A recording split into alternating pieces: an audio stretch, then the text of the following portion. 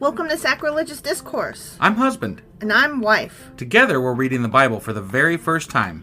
We grew up without religion and wanted to know what all the fuss was about. Well, what have we learned so far? That God is a dick, and apparently some people believe in talking donkeys? We're not trying to pass ourselves off as experts. Nope, we're just reading the Bible for the first time and giving our first take reaction. If you'd like to join us in this venture, you might consider starting at episode 1. Otherwise, jump in wherever you like. All right, let's go read the Bible. Yeah, let's get to it. Husband! Wife! Do you know what we're doing today? Well, we're back to podcasting, Yes. at least. Yes, we are. And that's my fault. Well, both of us. Both of us, but I mean, the extended break is mine. Yeah. But you have multi-fractures in your foot or something? Yeah. Now you got to walk with a boot? I gotta walk with a walk-in boot. And they gave me the boot. I got the sick. And you got the ick. Yeah, so, that, you might still even be able to hear it. Probably can.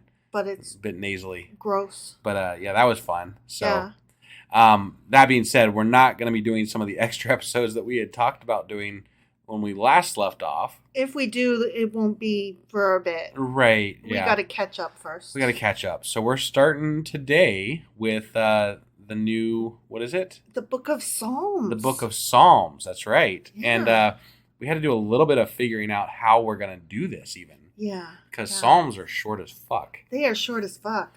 And so we had to decide how we're doing this, how we're playing this. So today y'all get to find out what that's going to look like, I guess. Yeah. So what are we going over today? Today I'm going to do an introduction, and then I'm going to read the first 2 Psalms. And we're going to do a little bit of what did that mean and notes about it. Okay. About each of those 2. Got it. Okay? Got it. Okay. Sounds good. Well, right. You ready to get into this? I sure as fuck am. Let's go do it. Okie dokie.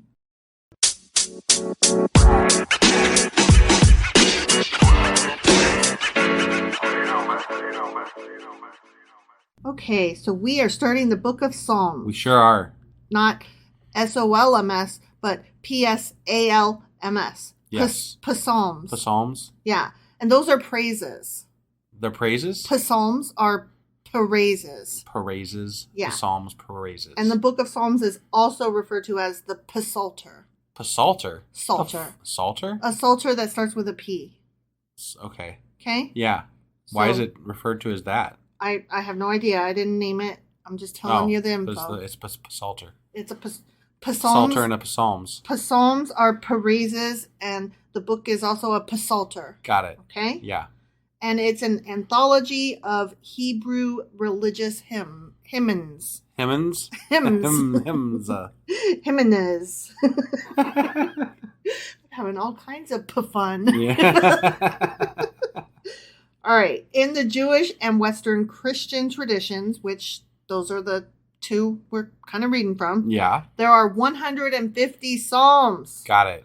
But I thought we would just split these up and Okay. read 3 each time, and that would exactly evenly, Yeah. right? Sure. But no, that's not what we're going to do. It's not what we're going to do. Because the Book of Psalms The Psalms. is divided into 5 sections. 5. Or 5 books. Huh. So Interesting. The Book of Psalms has 5 books in Psalms. it. Psalms. Each ending with a doxology, which is a hymn of praise or benediction. Not a benediction. A benediction. Benediction. That's getting old This fast. is good. Yeah, it is. Okay, there are several types of psalms, Yeah. including hymns or songs of praise, communal and individual laments or laments, We are confusing the fuck out of everybody right now. royal psalms, individual thanksgivings, psalms of communal thanksgiving, wisdom, pilgrimage, etc. Okay. Okay? Sure.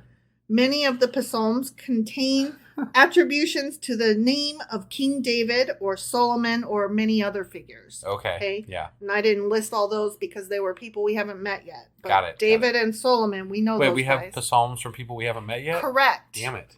Correct. That's going to be a little confusing. It really is. Yeah. Okay. David's authorship, however, is not accepted by most modern Bible scholars. Go figure. Go figure. Right. That's exactly what I said in my little pea brain when I read that. Instead, they attribute authorship to various authors writing between the 9th and 5th centuries BCE. Wow, that's a lot later Mm-hmm. than David. I said, I know that's right. And the others, actually, for that matter. Yeah. So, yeah. So the Psalms were written from the time of the Israelite conquest of Canaan or Canaan No. to the post-exilic period. Okay. All right. And the book was probably compiled and edited into its present form during the post-exilic period in the 5th century BCE. And if I understand this right, the Psalms are actually written as songs. Correct. They're not. Yeah, they're songs of praise. They're hymns. Yeah. Yes. Right. That's what I said. They're hymns. Yeah. Hymns. Okay. Right. Yeah. Right. Yeah. Okay. Okay, so book We're not going one- to do them as songs, though. No, we're not singing, you guys. We tried that a while back, and that did not go well. No, some of y'all told us it was cringe, and you were not wrong. No, you weren't wrong. Yeah. I mean, we tried, you know. We tried. You got to try different things. At least we can say we tried it. Yeah. I'm not ashamed.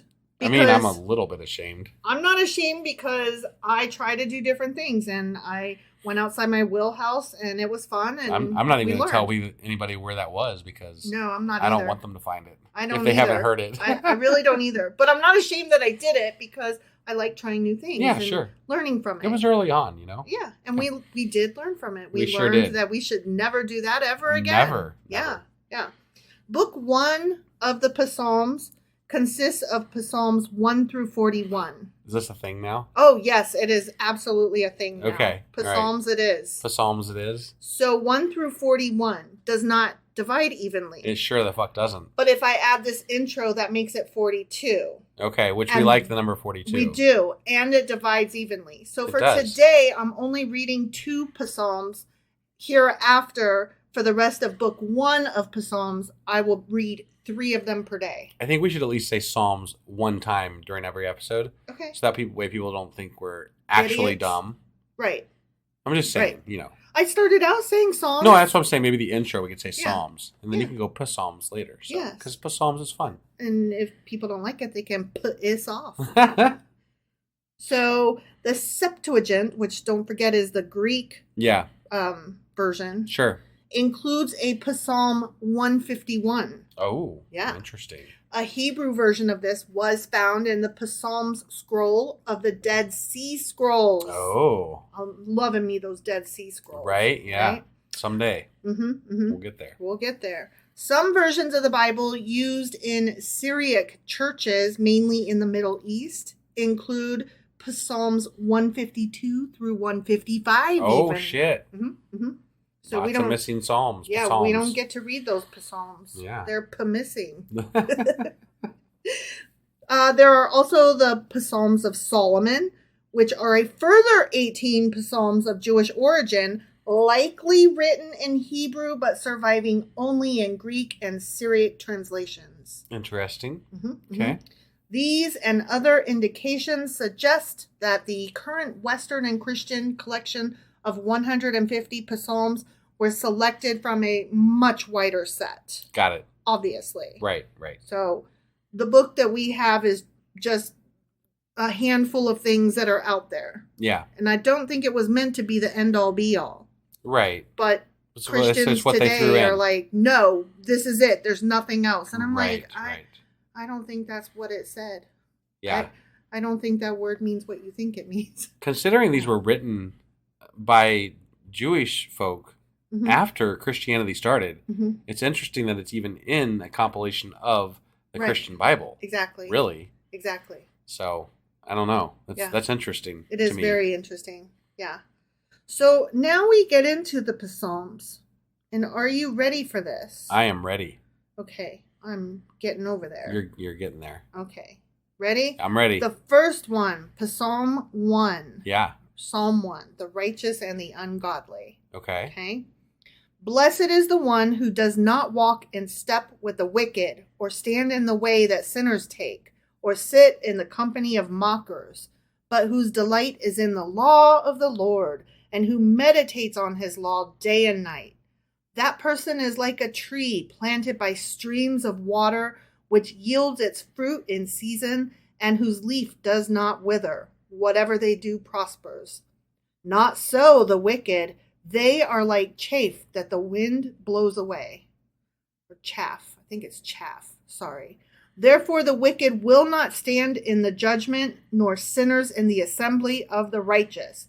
For the Lord watches over the way of the righteous, but the way of the wicked leads to destruction. Okay, so that sounds like follow God and you're good. And if you're not following God, you're bad. And you'll be blown away like chaff. That's pretty much exactly straightforward. Yeah. So a lot of these are, if they don't have a title attributed to them, which some of them do have a little explanation in front of them. Okay. Which I will note when we get there. Sure. But if they don't, they're often referred to by the first line. So this one, Psalm 1, is called Blessed is the Man. Got it. Okay? Okay. And this psalm contrasts the righteous person with the wicked or ungodly person or the sinner, which, I mean, that's pretty much what you said. Yeah. And the righteous person is the one who takes care to know the laws of God and so has good judgment and avoids bad company. And the result is the ability to withstand difficult times in life, supported by God's protection. On the other hand, the wicked person's behavior makes them vulnerable to disaster, which is the chaff that you said. Yeah. Okay, and it's clearly stated that the wicked and the righteous should not mingle and will not mingle at the judgment.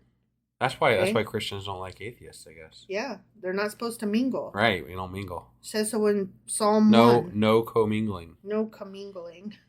The path the wicked have chosen leads to destruction, and at the judgment they receive the natural consequence of that choice. What is the natural consequence? They go to the bad place. The bad which is whatever we choose to call it on any given day, depending on the interpretation of the afterlife that you choose to get from the Bible. Right. You know? Yeah. Just depends on the day of the week. Well, hopefully the bad place isn't so bad. And the righteous man is compared, and I totally overlooked you. I apologize. It was a joke because I don't really believe in the bad place. No. The hells and the hells and the heavens and the afterlives and all that shit. I don't either. So, but whatever. Right.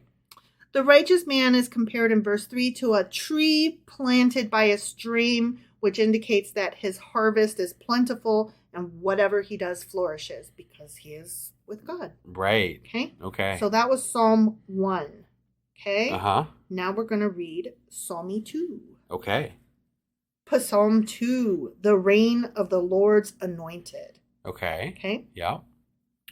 Why do the nations conspire and the peoples plot in vain? The kings of the earth rise up and the rulers band together against the Lord and against his anointed, saying, "Let us break their chains and throw off their shackles." The one enthroned in heaven laughs. The Lord scoffs at them. He rebukes them in his anger and terrifies them in his wrath, saying, "I have installed my king on Zion, my holy mountain. I will proclaim the Lord's decree. He said to me, 'You are my son. Today I have become your father. Ask me, and I will make the nations your inheritance, the ends of the earth your possession. You will break them with a rod of iron. You will dash them to pieces like pottery.' Therefore, you kings, be wise. Be warned, you rulers of the earth. Serve the Lord with fear and celebrate his rule with trembling. Kiss his son, or he will be angry, and your way will lead to your destruction, for his wrath can flare up in a moment. Blessed are all who take refuge in him." Okay. And see that I never understood why all these outside kings and forces wanted to fight the Israelites all the time. Right. If God was so mighty that they would just be destroyed every single time. Right? It didn't make much sense to me. No. So I don't get it how he is he if he's as powerful as he seems and he says he is, then these people wouldn't even bother fighting them. Right. But they do. Right. So I call bullshit. Exactly. That's all. Yeah. Now you'll notice that this one starts, "Why do the nations conspire and the peoples plot in vain?" Right. But in, I guess, better translations or whatever, the King James or whatever, it's, "Why do the heathen rage?" And I really like that better. Hmm. Right? Yeah. So that's what Psalm 2 is often titled. Why do the heathen rage? Got it. Which is not exactly the same as what we read. No, it is not. Psalm 2 does not identify its author with a superscription, which that's some of the titles I told you that some of them have. Yeah. But Acts chapter 4, verse 24 through 26 in the New Testament attributes it to David. Okay. Okay. And according to the Talmud, Psalm 2 is a continuation of Psalm 1. Oh, okay. And there's a 10th century rabbi who noted that Psalm 1 begins with the word happy, and the last verse of Psalm 2 ends with the word happy, which joins them thematically. Got it. Okay. I didn't really pay that much attention. So right. Nor did I. Catch me outside. Yeah. I don't know. According to the Talmud and various commentators, this psalm is messianic, referring to the advent of the Jewish Messiah, who will be preceded by the wars of Gog and Magog. Gog and Magog. Yep. Okay. Now, the king of Psalm 2 is interpreted not as David, but as the future King Messiah from the Davidic line, who will restore Israel to its former glory and bring world peace. As the Christians would like to say, that's Jesus. Many Christian scholars interpret the subject of the psalm as Jesus Christ and his role as the Messiah. Got it. Okay? Yeah. So that was our intro to Psalms and the first two with notes. Okay. Okay. I think you guys might have picked up on this, but we're not going to be doing Q&As during this book. Correct. Because we're kind of doing them as we go along. We figured with the way these are broken up into many different psalms as we're going along, it's not going to make much sense for us to do a Q&A at the end of every week because... But then we'll have 3 times 5 is like 15 psalms to summarize. Yeah, so we're just kind of going to summarize as we go along. Mm-hmm. We're just making it through, and we got to do what we got to do here. So it's Psalms. Here we go. Psalms are crazy. Yeah, and we will be back tomorrow with Psalms chapters 3, 4, and 5. Awesome. All right, we'll see you guys then. Yep. Bye.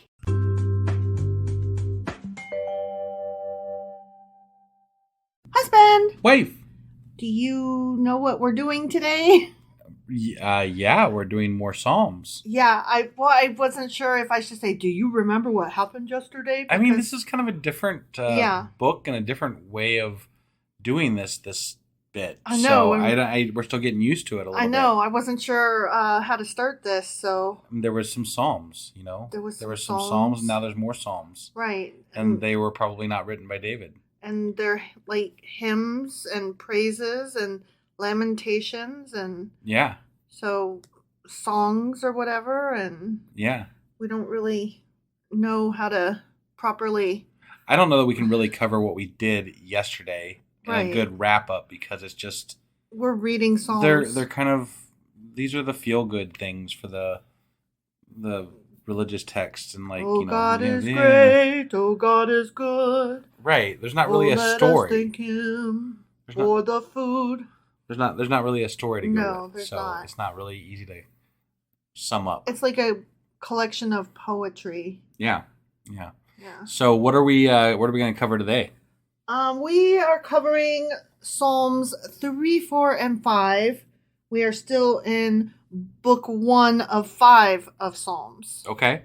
All right. And I'm going to do something a little bit different this time in that I'm combining my reading with not just the site that I use online, but with an actual physical Bible because...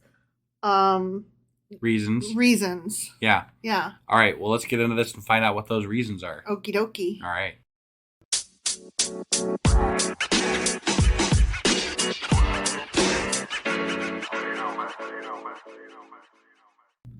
All right. This is Psalm 3, and it has one of those titles that I referred to last time. Yeah. A Psalm of David when he fled from his son Absalom. Okay. Yep. So that's how it starts out. O Lord, how many are my foes? How many rise up against me? Many are saying of me, God will not deliver him. Selah. But you are a shield around me, O Lord. You bestow glory on me and lift up my head. To the Lord I cry aloud, and he answers me from his holy hill. Selah. I lie down and sleep. I wake again because the Lord sustains me. I will not fear the tens of thousands drawn up against me on every side. Arise, O Lord, deliver me, O my God. Strike all my enemies on the jaw. Break the teeth of the wicked. From the Lord comes deliverance. May your blessing be on your people. Selah. All right, what's up with Selah? Right. So that's why I wanted to read it from the book, because the interpretation that we're reading online makes it easier to read, but it's missing those terms which are important. Interesting. Okay. And I'll get to those in a moment. Okay. Okay. Yeah. So Psalm 3 starts out, Lord, how they are increased, increased. Oh, Lord, how are they increased that trouble me? Okay. Okay. Yeah. Although that's not exactly the interpretation that we get here, right, either. So, you see, I'm reading from 3 different interpretations. Yeah. Okay. And so we've got 3 different ways of how this started. Sure. Okay. So this psalm is a personal thanksgiving to God who answered the prayer of an afflicted soul. Poor David. I'm going to get into those Selahs in a minute, okay? Okay. It is attributed to David and relates in particular to the time when he fled from his son Absalom. Okay. As we remember, right? Right. Psalm 3 is the first psalm with a title. Remember, it had that beginning opening line that kind of tells you what's the what. Right. It was a psalm of David when he fled from his son Absalom. So it's got a title. Right. Okay? Yeah. It concerns a specific time of crisis in David's life. David fled Absalom because of a series of events that followed from David being under discipline for his own sins regarding Bathsheba and Uriah the Hittite. And that was all in 2 Samuel. Sure. Okay? Yeah. Kind of vaguely remember all that. Right. Yeah. In that light, the prayer is a model for looking to God for help. So this one is utilized a lot in churches. Okay. And he's asking for help even in the midst of God's chastisement. So he knows God's pissed at him, and even so, he's asking for help. For his help, right. Yeah. And David prays, thy blessing is upon thy people. Okay? Mm-hmm. It's an evening and a morning that are seen as David lays down to sleep and wakes up protected and sustained by providence. So he's like, I'm being punished, things suck, but thank you for taking care of me. Mm-hmm. Like, it's both at the same time. I just want to point out here that the thing he's asking for is for God to help him kill his enemies. Right. Murder people. Yes. Okay. Yes. That is correct. I just wanted to make sure that was clear. Yeah, we're tiptoeing around that, but right, yes, that is correct. Yeah. So Absalom's advisor Ahithophel is personified as the mouth whom David asked God to break the teeth of. Yeah. And in the account, Ahithophel's counsel is frustrated and Ahithophel faces his demise. I barely even remember any of that. Yeah, it doesn't ring a bell right off the top of my head. But, I mean... I believe you that it happened. Yeah, sure. So David fleeing his son at the start of Psalm 3 is in direct contrast with the whole taking refuge in the son at the end of Psalm 2. So these are all kind of related to each other. Got it. They are believed to be pieces of a larger whole. Okay. All right. Which we kind of mentioned last time, but now we're kind of starting to see how they kind of go together. The patterns of them. Right. This is the first psalm that has the word or instruction Selah. Yeah. Okay. And the final use of it at the very end indicates that Psalm 3 and Psalm 4 are tied together because we'll see the word Selah used in Psalm 4. Okay. Okay. Yep. Now, I had to look up the fuck is Selah. Right. Obviously. Okay. It's a term that is used 74 times in the Bible. Damn. And that's a lot. Its etymology and precise meaning are unknown. Okay. Though there are various interpretations offered. Okay. Yeah. It's probably like a musical mark or instruction because a lot of these were set to music. Sure. So it would have been like stop and listen, stop playing the music for a minute. Got it. So like silence or something maybe? Yeah. But also it could have been that it was stop and listen to the music. So it could have been either music, stop, or it could have been, okay, stop singing and music start. Got it. You know what I mean? Yeah. So we're not sure what it was.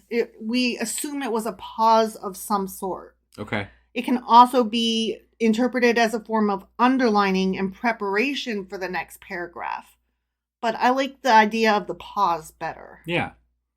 Also, it should not be confused with the Hebrew word Selah, S-E-L-A. This is the one we're using is S-E-L-A-H. Okay. Okay? Mm-hmm. Because Selah without the H means rock. Got it. Like you are my rock, Selah. Sure. That's a term I've heard used in churches vaguely. Like I didn't know what it meant, but now it makes sense. Sure. Okay. So that's what Selah is. Okay. Yeah. And again, those words and the instruction title at the beginning, those are not in the interpretation I'm reading from online. And that's why I wanted to read it from the actual book. Okay. Okay. Yeah. Well, the word, I mean, like I'm looking at it right now, and the word Selah is off to the side, almost like as an aside to the actual text itself. So. Yeah, they're not, the words are not actually, also the instruction, you'll notice, I don't know if you're looking at it, darling, dear husband, but it doesn't have a verse number next to it, right? A Psalm of David. But in some Bibles, it does. So sometimes that instruction is verse 1. Sometimes that instruction is included with the first line as verse 1. Got it. And other times as it appears in the Bible that I'm holding in my hands. Just like a title. It's just a title or an instruction off to itself. Right. Okay. So I just wanted to include all of that sometimes we're going to be missing stuff when we read it because we're only reading from one piece. But I felt like it was a little bit important to get into how it actually looks like on the page. Sure, yeah. So that's why I pulled out my old Bible. Yeah. Just once again, pointed out, he was asking for his enemies to be, murdered. Yes. So. Beautiful poetry about please kill him. So David spent more years fleeing Saul as a young man than he spent fleeing his son Absalom. Yeah. And he wrote many psalms that we find later in the book of Psalms regarding situations where he was being pursued by Saul.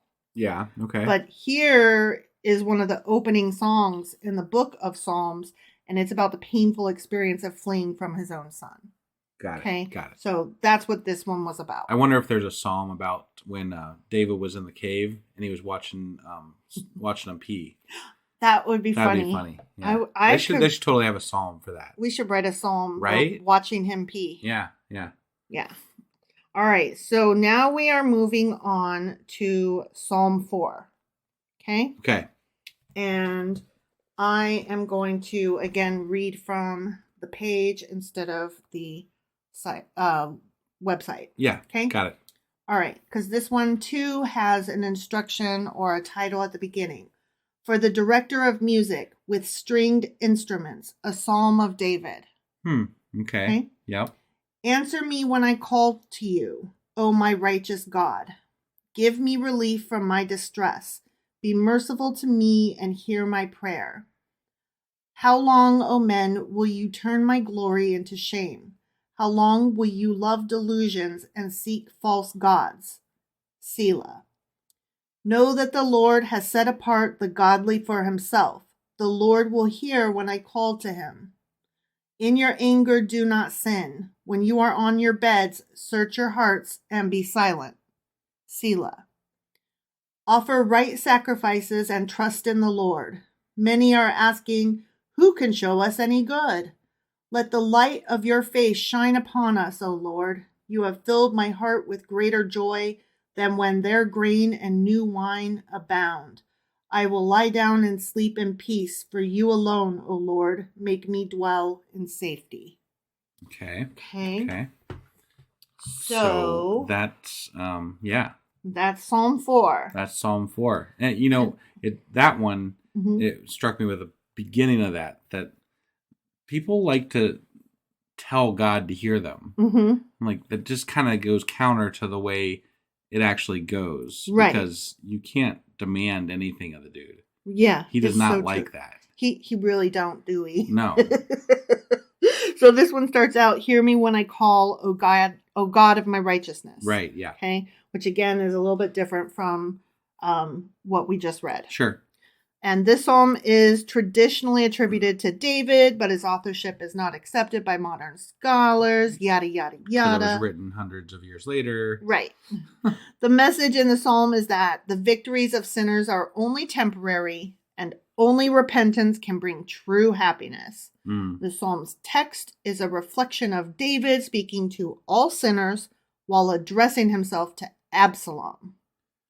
The message in the psalm is that the victories of sinners are only temporary and meaningless, and only repentance can bring true happiness.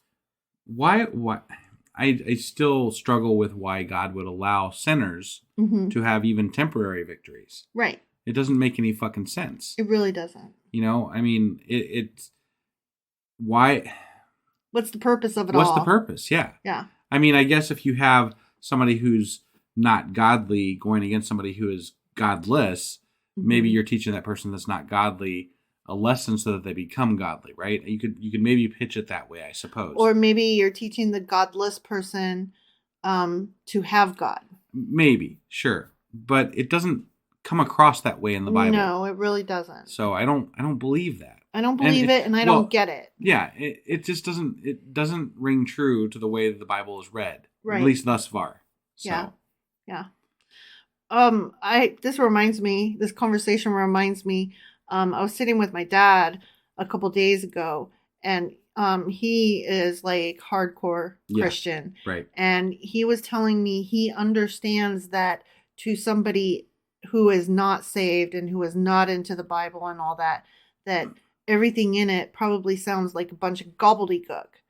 And I wanted to ask him, but I didn't want his answer because I knew that there was no good answer. Right. I wanted to ask him, if you acknowledge that it sounds like gobbledygook, then how does one come to believe in gobbledygook? Well, I can tell you how.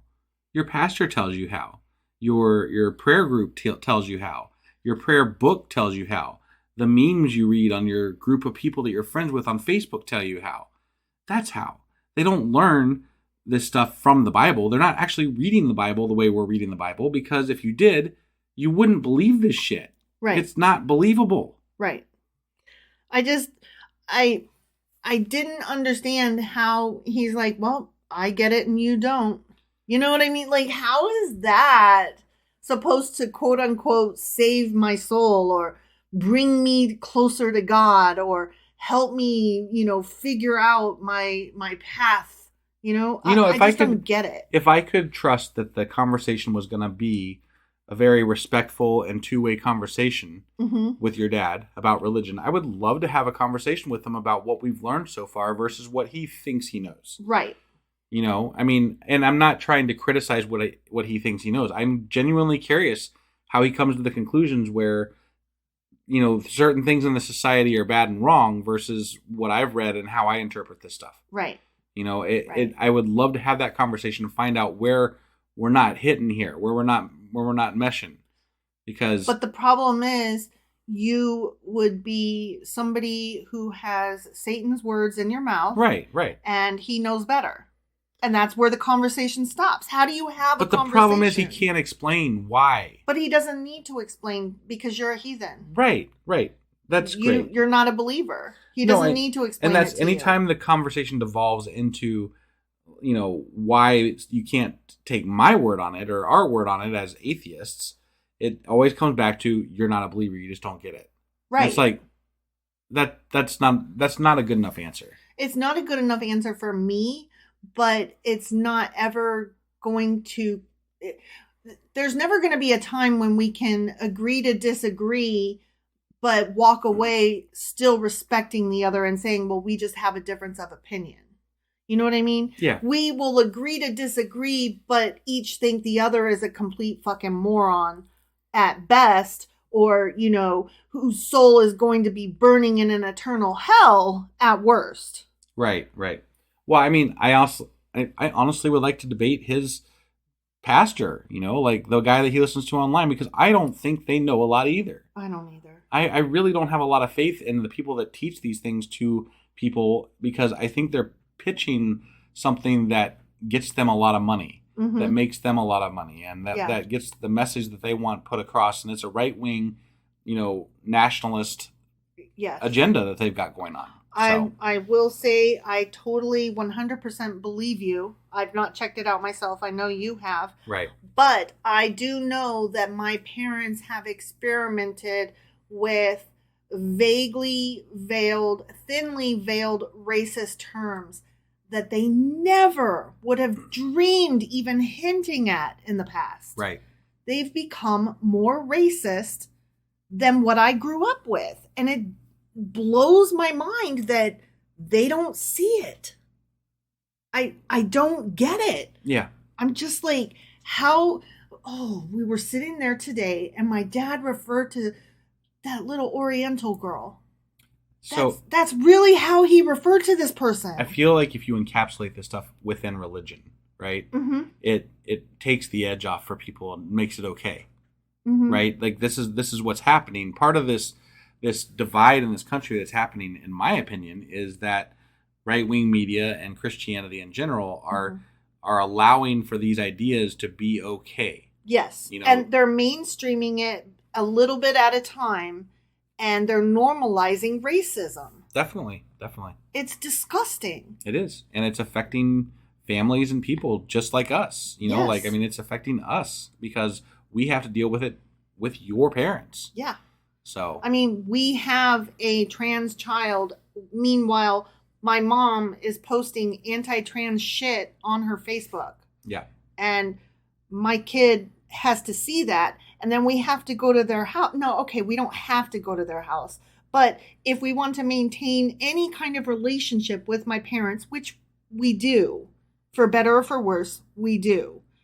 If we want to maintain any kind of relationship with them, we have to go to their house and pretend that we don't know that they feel this way, while they pretend that they don't to our face. Right. And we have to know that in their back room, they're thinking these things. Well, and again, this doesn't make it better, but to be fair to them, they have respected what we asked them not to do, generally speaking, in front of us when we're there. Generally, but they still don't use our child's pronouns. Sometimes they do. Not enough. Not nearly enough. Not anymore they don't. Well, because now there's a much larger push against trans people. Yeah. So they do not use our child's. They did for like 6 months. They kind of vaguely tried. Now, like, they would catch themselves. Right. And they honestly seemed like they were making the effort. Right. And I was really proud of them. Yeah. Small victories, you guys. Right. And now they, on purpose, do not try because now they are posting anti-trans stuff. Right. So I've watched just in the last year my parents go from somebody who might eventually come around to, nope, just kidding, the right got him. Anti-trans is all the rage now, don't you know? Yeah. It wasn't a year ago as much. Right. But did you hear there is a travel advisory in Florida. Do not come there if you are a person of color, if you belong to the LGBTQ community. I forget, there's a couple other things. But basically, if you are not a straight white Christian male, you probably should avoid Florida. Yeah. There's a travel advisory for Florida. I mean, you should probably have the same travel advisory for most of the Bible Belt, but... Yes, but Florida in particular, because their governor is a son of a fucking bitch. Oh, he really is. Yeah. If anybody deserved a prayer for him to get his teeth knocked in, is that guy. All right, I'm sorry. We got off on a rant. Let's get back to what we were talking about, which was, 1, 2. This is 4. Yes, 4. Psalm 4. Yeah. Okay. So this was a request to God for deliverance from past distresses. And it's the first psalm with a musical instrument, specifically strings, mentioned in the title. Yeah. And when I read that, that is when I decided, oh, hold on a sec. I did not see that in my right. website. Let me check thing. the Bible. A physical copy. And I was like, I didn't see no fucking strings. Right. So, and I was like, wait, I didn't even see a fucking title. What the hell are you talking about? Right. So these extra lines are missing from the website that I'm using. Okay. So, sorry, I just wanted to repeat that. Sure. There's also a Selah ending the previous Psalm 3. Yeah. And I did mention that, but, the fact that there's another one in this very next Psalm is what kind of makes people wonder if they weren't part of a larger together. Sure. Yeah. There's no agreement, as I already said, on what Selah means. And we've already mentioned before that it might mean a pause, a reflection, something to that effect. Sure. Okay. And many see some kind of structure in the layout of the psalm. I did not really fully understand what they were getting at, but something about the repetition of the wording makes it come across as some kind of musical in nature or whatever, or something like that. Yeah, I wasn't really following all that because I'm not a wordy, smart person. Sure. All right, Psalm 5. Let us go to Psalm 5. Yeah. Okay, this one starts, for the director of music, for flutes, a psalm for David. Damn. Yeah. Flutes now, huh? Instructions and shit. Okay. Yeah. Yeah. Okay. Get them flutes out. Give ear to my words, O Lord. Consider my sighing. Listen to my cry for help, my King and my God. For to you I pray. In the morning, O Lord, you hear my voice. In the morning I lay my requests before you and wait in expectation. You are not a God who takes pleasure in evil. Well. With you the wicked cannot dwell. Well, yeah. The arrogant cannot stand in your presence. You hate all who do wrong. I don't think a God I don't should think hate. he cares that much. I don't think it's proper for a God to hate anything. that's yeah. That sounds more like a human emotion to me. Right. You destroy those who tell lies. But he doesn't, because he had his own angel guys go out and tell lies. Right. He even had the guys in Job that were lying about what he would have said. Yeah. And he didn't destroy them. They just had to offer a prayer and they're good. Yeah. I'm so sorry that I'm tearing this psalm apart as I'm reading it, but it's bullshit. Right. Bloodthirsty and deceitful men the Lord abhors. Sure. But I, by your great mercy, will come into your house. In reverence will I bow down toward your holy temple. Lead me, O Lord, in your righteousness because of my enemies. Make straight your way before me. Okay. Not a word from their mouth can be trusted. Their heart is filled with destruction. Their throat is an open grave. With their tongue they speak deceit. Declare them guilty, O God. Let their intrigues be their downfall. Banish them for their many sins, for they have rebelled against you. Go get them. But let all who take refuge in you be glad. Let them ever sing for joy. La la la. Spread your protection over them, that those who love your name may rejoice in you. For surely, O Lord, you bless the righteous. You surround them with your favor as with a shield. Well, there's a lot of blessing and good things happening to the righteous people and bad things happening to the bad people. Yeah. In these psalms so far. Yeah. It's very judgy. Yeah. Yeah. And I don't like it. I don't like the tone. It's not good. No. It doesn't really fit. It doesn't fit. No. God doesn't really give a fuck whether you pray to him or not. It doesn't seem like right. And he only gets mad if you fuck up really bad. Right. And or sometimes not at all. Or sometimes whatever. Fucking you picked up sticks on the wrong day. Yeah, it doesn't even in the book of David, like when we were reading about David, Mm-hmm. it didn't.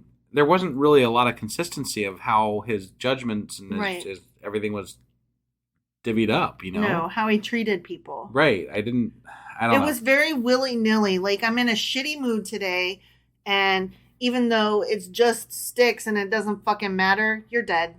Right. I mean, that was from earlier. That was back during Moses. But I mean, even I don't know. During David, it didn't feel like he was talking to God all that much directly, Yeah. and this feels very. The Psalms feel very personal, like you're speaking to God. Like it feels like Mm-hmm. you're speaking to God and asking Him for personal favors. Yeah. And of course, God's going to grant them because you're righteous and they're wicked. Yeah. And that's like the whole tone so far. Of course you will. But it doesn't mesh with what we've read really. Right. Well, I mean, that is part of why scholars are able to tell that it wasn't written at the same time. It wasn't Right. written by the same authors. The God of the Old Testament thus far has been much more willy-nilly in his judgment and Yeah. his practice of smiting and giving favors. Yeah. You know? Yeah. So I just don't truck with this. No. It's too much. It's over the top. It is over the top. This psalm, you may be surprised to learn, is traditionally attributed to David. Yeah. It's a reflection of how the righteous man prays for deliverance, not only for freedom from suffering, but to allow himself to be able to serve God without distraction. Mm-hmm. Because, you can't be doing it without distraction. Right, like Okay? a naked woman bathing over there. Mm-hmm. Yeah, it's not your fault. Yeah. Your dick goes and it just points that way. Right, What yeah. you gonna do? Right. So the New King James Version entitles this one A Prayer for Guidance. Mm-hmm. Thought that was interesting to know. Okay. Psalm 5 is within the genre of the morning prayer, as the morning was very important in the religions of the ancient Near East. The psalm opens as a lament, continues with praise, and requests that God punish evildoers. So it's everything sucks, but you're awesome. Can you punish the bad guys, please? Yeah, I don't like all the punishment. I think it's all bullshit. Right. So The psalmist, especially the asking for it. Like you're asking for somebody to be hurt and you're asking your God to hurt somebody. Yeah. That is mean. I'm a person who doesn't really. That's not to say if something happened to me personally or someone that I love personally, I wouldn't want the death penalty. But as I view the death penalty, I don't want it to exist. Right. So you're talking to someone who's an atheist, doesn't believe in God, who has more empathy apparently than anybody from this fucking religion. Right. For people in general. Right. Now I have my reasons for that, and I have my reasons that I believe that. But like, these people are mean spirited. They're fucking horrible. Yeah, they are. Yeah, I don't get it. I just don't get it. Yeah, I don't either. Because I'm not saying that I'm a person who prays, but if I were, I'm a person who asks for the ability to survive better or to endure better the hardships. Yeah. Like, I feel like it's even too much to ask for the hardship not to happen. Shit's gonna happen. Sure. Right? Yeah. You're going to get cancer or not. You're going to get into a car accident or not. Right? Right. Like, I'm not going to ask, can please the universe bend its rays for me and make shit happen or not happen to benefit me? The only thing that I would ask is, please, can I just have the grace to handle things in a decent fashion? Right. Let me not panic in the face of danger. Let me be brave to be able to help take care of my family if that need should arise. And if that's all God was seeking guidance on how to navigate situations in your life, I'd be a lot more down with the philosophies, maybe, right, if it was just seeking guidance on how to handle things. Yeah. And not asking for retribution and things like that. And that's the thing. This God, like, you're asking for stuff outside of yourself, and that's selfish. I'm asking for stuff inside of myself. I want to be a better person. Help me be nicer. Help me be kinder. Help me be the best me possible. Right. Like, my prayers, as such as they may be, are not about other people and situations outside of myself. Right. And I think that's the problem. Right. That's the problem with this whole fucking religion. Yeah. That I don't want anything to do with a religion where I'm asking, God, can you please save my child? Can you please get them out of this predicament? Can you please make me not have this miscarriage? Can you please make me not be and raped? they make people think that these things are possible. Yeah. Like, you can affect change somehow the power through of prayer. And, it's such a fucking mind screw. No, when I went through a miscarriage, I didn't ask, can this please not have happened? I asked, how can I handle this? How can I ever deal with this? You know, I was asking, please let me have the strength to keep going. Like, how do I live after this when I've already got a child? Let me just be okay. Yeah. Let me not be depressed. You know? That kind of thing. I don't get like saying, hey, kill the son of a bitch over there that cut me off in traffic. Right. You know, that like, wow, that escalated fucking quickly. But that feels like where we're going in this society is that we're literally asking for people are literally asking for God to punish people that they don't like. Yeah. You know, like, and I don't like that guy asked me to turn down my music, so I'm going to go over and shoot them. I mean, it kind of feels that way. Like, that's... Well, no, that actually, I ripped that from the headlines. That happened. Right. Okay. But that's exactly like, oh, well, God would have done it. I just went ahead and did it for him. Yeah, right. You know, because killing people, sure, why not? Right. It's in the Bible. We ask God to kill people for us. Why not just go ahead and pick up all those guns and do it my goddamn self? True. Yeah. I mean, don't do that. Don't do that, guys. Don't do that. Yeah. Don't do that. But, yeah, so that was Psalms chapters 3, 4, and 5. Sure as fuck was. And tomorrow we'll be back. Wait, what is today? Tomorrow we'll be back with Psalms 6, 7, and 8. You okay there? I mean, I'm getting over my sickness, so you know. What is the day? I don't know. What is time? I don't even know. This is coming out on Tuesday. Okay, so okay. All right. Mm-hmm. We'll see you guys then. Maybe. Jesus Christ. Bye. Bye.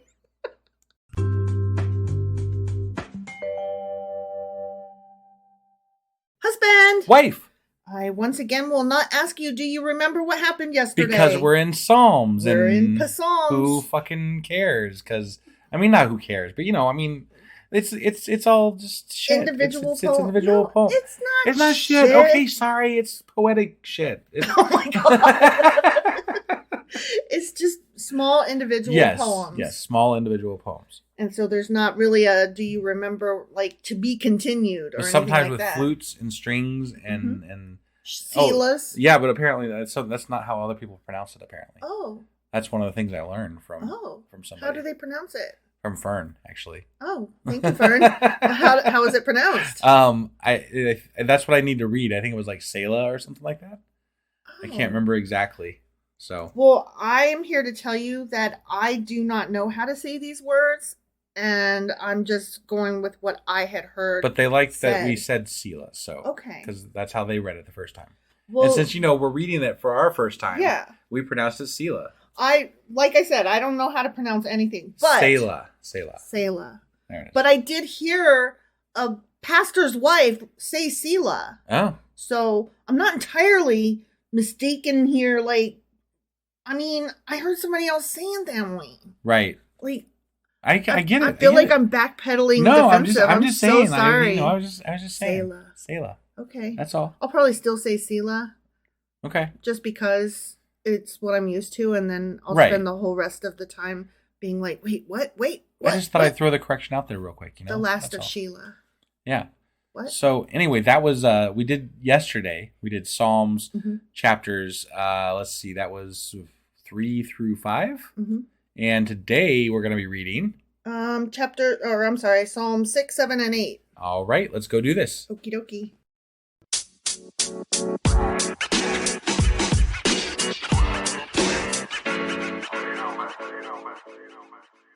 All right, so we are here doing Psalm 6, 7, and 8. Okay. And just as a reminder, some of these have beginning little instructions or titles to the musical people. Right. Or I don't know what they are. They're just little additions. Yeah, sure. And sometimes they have stuff off to the side that I often mispronounce. Apparently, Selah is Selah. Right. but I refer I mean, if to we it. had to count up all the things that we've mispronounced in the Bible, Oh Jesus! it would be a long day. I would be in hell. It might be a long week even. I would definitely be going to hell. Yeah, right. If it mattered.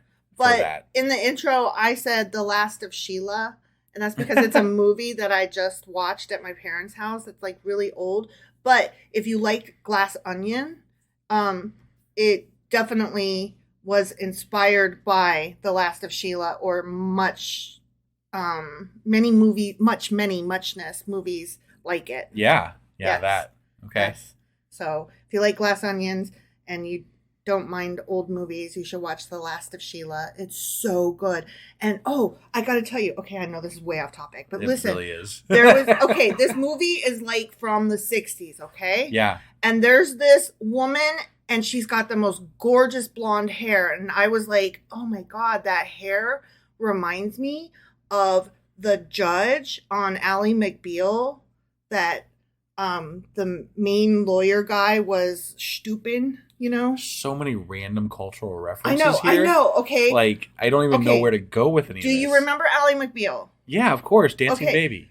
Yes. But do you remember the lady judge with the long blonde hair that was like, I mean... Only kind of. Okay. Well, at any rate, so I looked this woman up because I was just captivated by her from The Last of Sheila. Sure. Okay. And I'll be goddamned, it was the same fucking woman. I recognized her. You're really good at that. But I didn't recognize her face. I recognized her fucking hair. Wow. That's insane. Yeah, that is pretty insane. Who even does that? I don't know. I mean, I don't know. Yeah. So that's why The Last of Sheila is on my mind, because I just blew myself away. Yeah. That was unintentional. Good job. Good job. I mean, I wasn't trying anything. It just it just popped in there. Okay. All right. Okay. Sorry. So yeah. Psalm 6. Ready? I'm ready. Okay. Ready.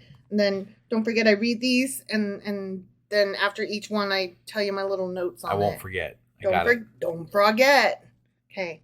Psalm 6. Yeah. Okay. We open with some instructions for the director of music with stringed instruments. Stringed instruments. Jeez. String. Wow. I can't talk. According to Sheminith, a Psalm of David. Another one by David, huh? Mm-hmm. Okay. They're all by David, didn't you know? Right, yeah. He's so fucking prolific. Walking around with a pen in his fucking pocket. Right, yeah. Okay, ready? Mm-hmm. Let me put on my serious face. It's all those women bathing that inspired him. Mm-hmm. Yeah. O Lord, do not rebuke me in your anger or discipline me in your wrath.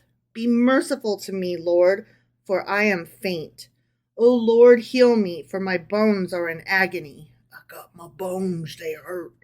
My soul is in anguish. How long, O Lord? How long? I don't know. Turn, O Lord, and deliver me. Save me because of your unfailing love.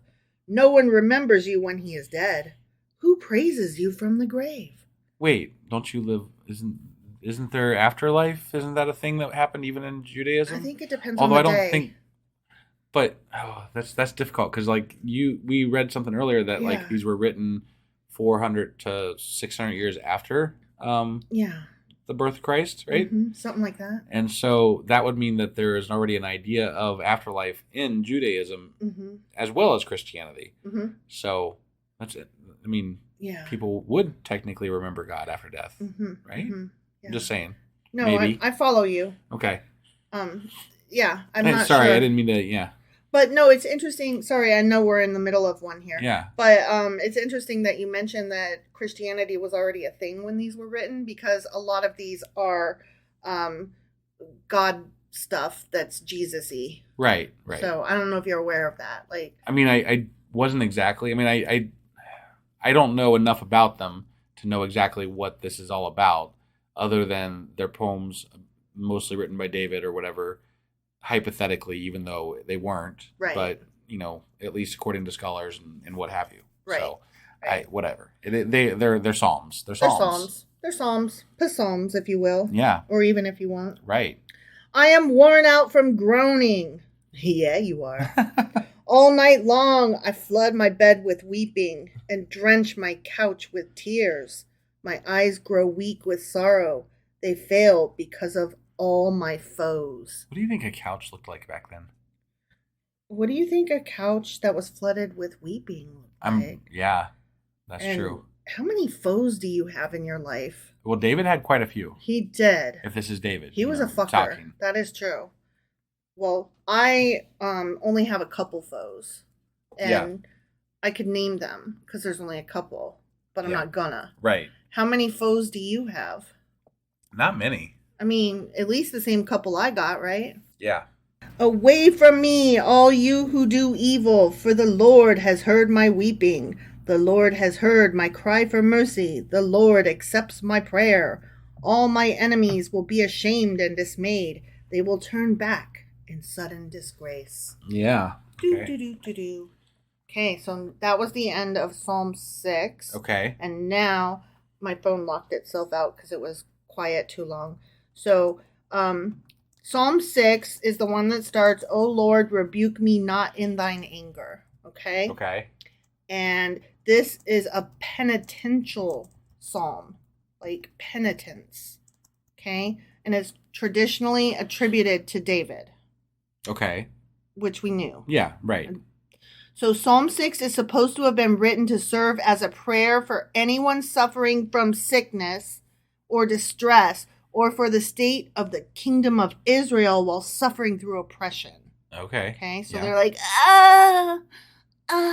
Okay. I like that last little. Yeah. That was some good moaning for you. Okay. This psalm is the first of the 7 penitential psalms. So there are 7 that are specifically referred to as the penitential ones. Okay. Remember, penance. Yeah, right. Yeah, I'm just making sure you got that. I got it. Okay. I didn't write down like which other ones they were because like there's like number 40 something, number 80 something. Sure. I was like, okay, whatever. They're further on. Yeah. And they'll mention it again when we get there. Okay. This is number 5. But this is important in some regard for penance. Yeah. I wouldn't say it's necessarily important. I'm just pointing out some trivial facts. Okay. All right. Spitting facts, if you will. There you go. Okay. It's also been classed as one of the individual lamentations. Do you know what lamentations are? Isn't that like a song type thing? No, a lamentation is like, oh, woe is me. Oh, yeah. Yeah, like you lament. Right, You're like right. brokenhearted and sad and whatever. Yeah. Okay. Okay. It's also called one of the sick psalms. Okay. Not pussick, just sick. Like illin. Okay? Got it. And it's also referred to as the Psalms of Confession. Okay. Okay? Mm-hmm. And also a paradigmatic example of the supplication form in the Psalms. Paradigmatic. I like that word. Paradigmatic. That's a nice word there. I copy that down. Like I have a little notebook that's full of words I truly like. Yeah, that's a beautiful want to use. I've never used that word before. I like paradigm enough. Yeah, right, definitely. That paradigmatic. That's amazing. Right? Yeah. Forget all the rest of that sentence. Who even cares? Right. So these psalms are expressive of sorrow for sin. Okay. So that's, ultimately what the penitence is. Sorry for sinning.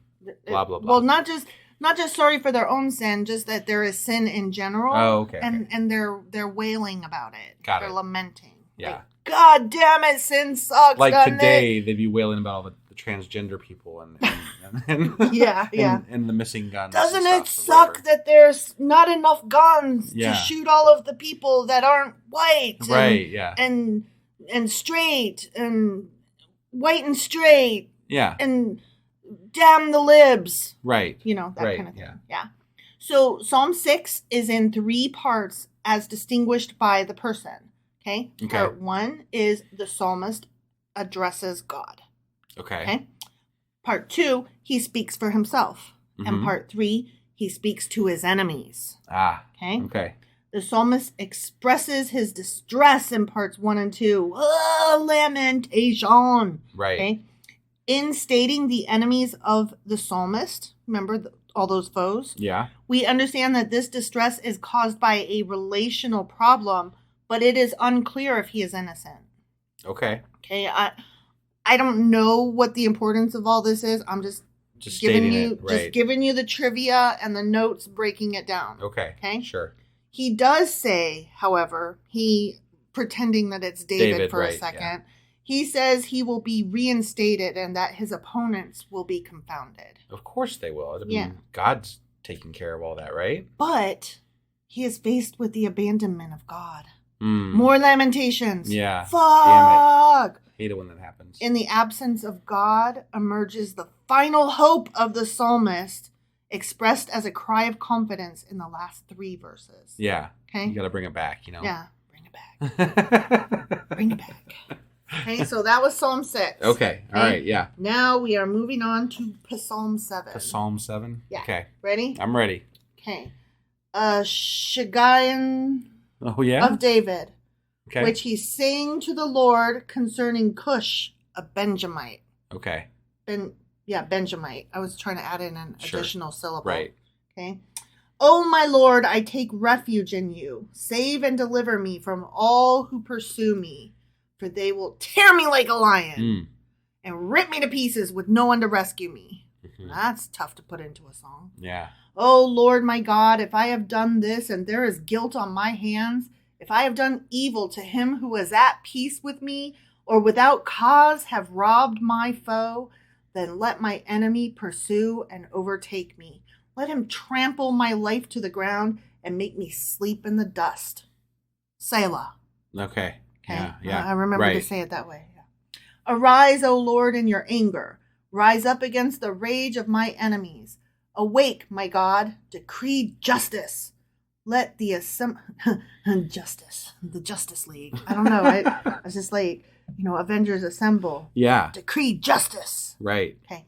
Let the assembled people. Oh, that's where I got the assembled. Right. Okay. Yeah. Sorry. Let the assembled peoples gather around you. Rule over them from on high.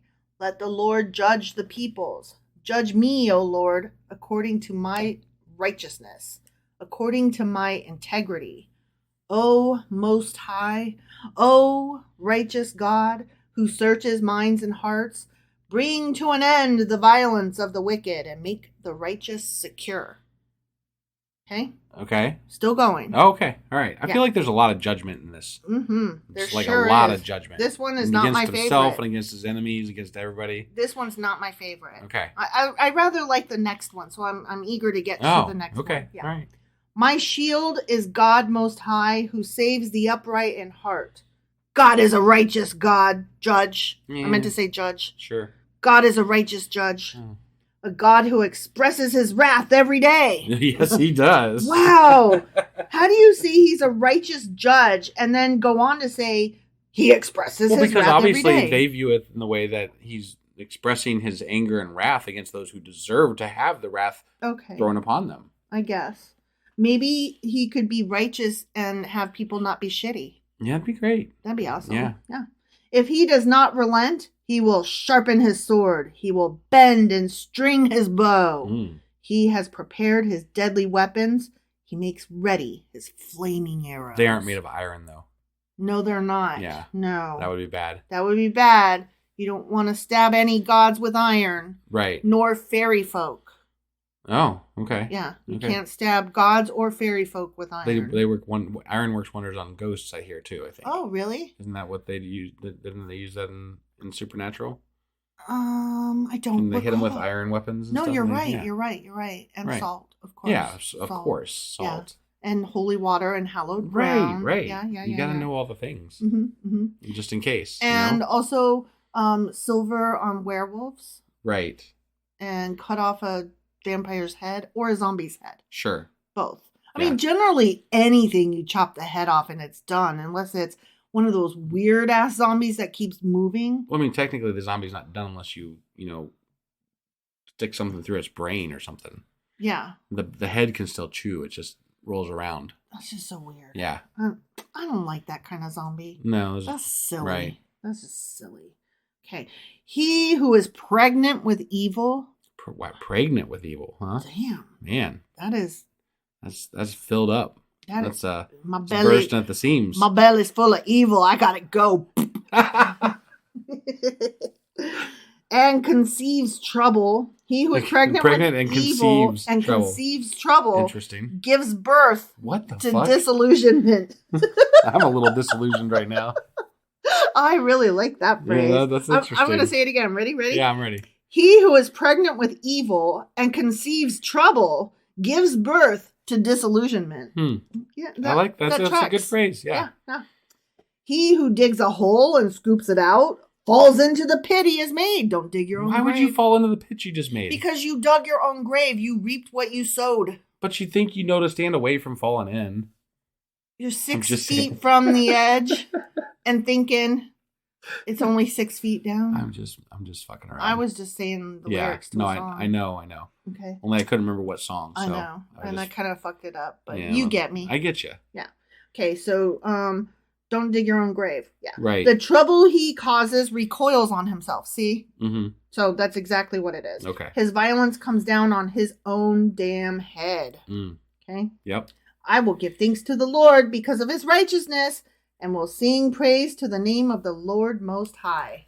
Okay. So that was 7. Ready? I'm ready. Okay, we're going to talk about Psalm 7 now. Got it. Yeah. And this one starts, O Lord my God, in thee do I put my trust. Uh-huh. This is a psalm of David and one of the lamentations of an individual. Okay? Uh-huh. Okay. The message in the psalm is that while the righteous may seem weak, ultimately they will prevail against the wicked. Okay. Okay? Yep. And remember when I said that word Shagayan or Shagayan? And we were like, the fuck is that? Right. Okay. The Hebrew word Shagaim, which appears in the superscription, which is the title-y thing, is of unknown meaning, and perhaps it indicates an emotional song. So we don't know what it means, and we're like, maybe it's some kind of instruction. Got it. Because that's where it is. It's in the instructions. Yeah. Okay. So we don't know. Right. Okay. Okay, so we're going to read Psalm 8 now, and this is the one I rather like. Got it. Okay? Yeah. I think this one's pretty. And also it inspired several hymns. Got it. And one of them I even recognized. Oh, and so really? I'll give you some recommendations at the end if you're interested. Okay? Sure. All right, Psalm 8. For the director of music, according to Gittith, a psalm of David. O Lord, our Lord, how majestic is your name in all the earth. You have set your glory above the heavens.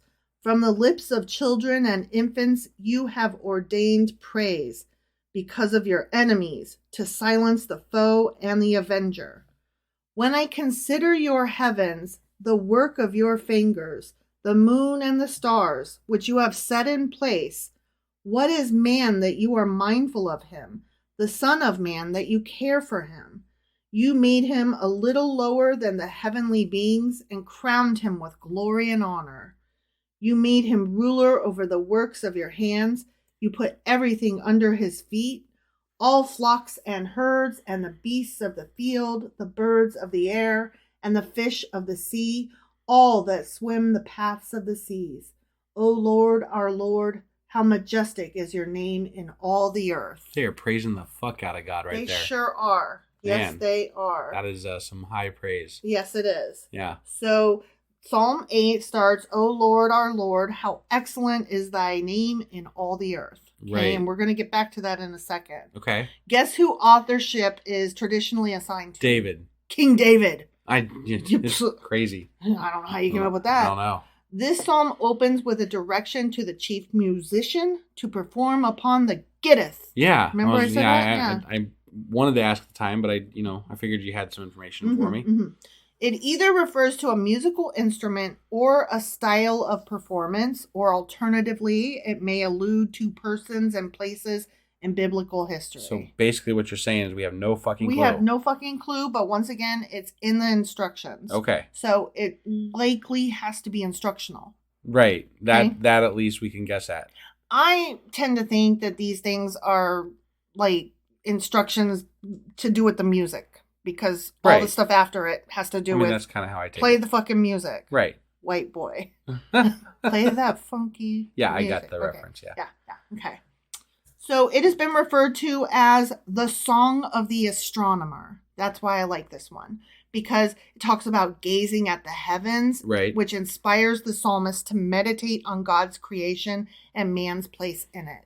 And I very much like that. That feels very spiritual and pretty to me. I don't know. One of the things that always, and I don't disagree. Yes, that is true, and that was a very beautifully written bit there. Mm-hmm. But at the same time, what it made me think of is how small we are, and why would a God even give two shits about us? Like, Right. like Yeah. there's so much out there, and it's large, not a large. It's one of the reasons that I've always questioned religion in general is that Mm-hmm. why do we think we're so fucking important as to even Right. have the eye of a God? Right. Like, why would that be anything? I think that's why I liked this, because it felt like it was almost there. Like it was almost getting that. You know what I mean? Yeah. Like just the astronomer part. But we have to have such an ego as a race of people to believe that anything that could do all of this would care about us the most. We literally thought that Earth was the center of the universe. So No, I mean, I totally agree. We literally cannot fathom that we were anything other than the current form we're in. Right. Evolution is right out, like, even though there are denominations that will account that do allow for evolution. Right, at some you're level. right. I'm referring specifically to my parents. Well, I mean, no, I can't help but feel that saying. on a personal level. The what do they call it? The creationists. Yeah, the creationists. Yeah. They believe that the Earth is 6,000 years old, and I'm like, you can believe that all you want, silly Ed. Yep. Okay, so according to one of the Midrash, and remember the Midrash is the writings about the Bible or about the Old Testament. Yeah.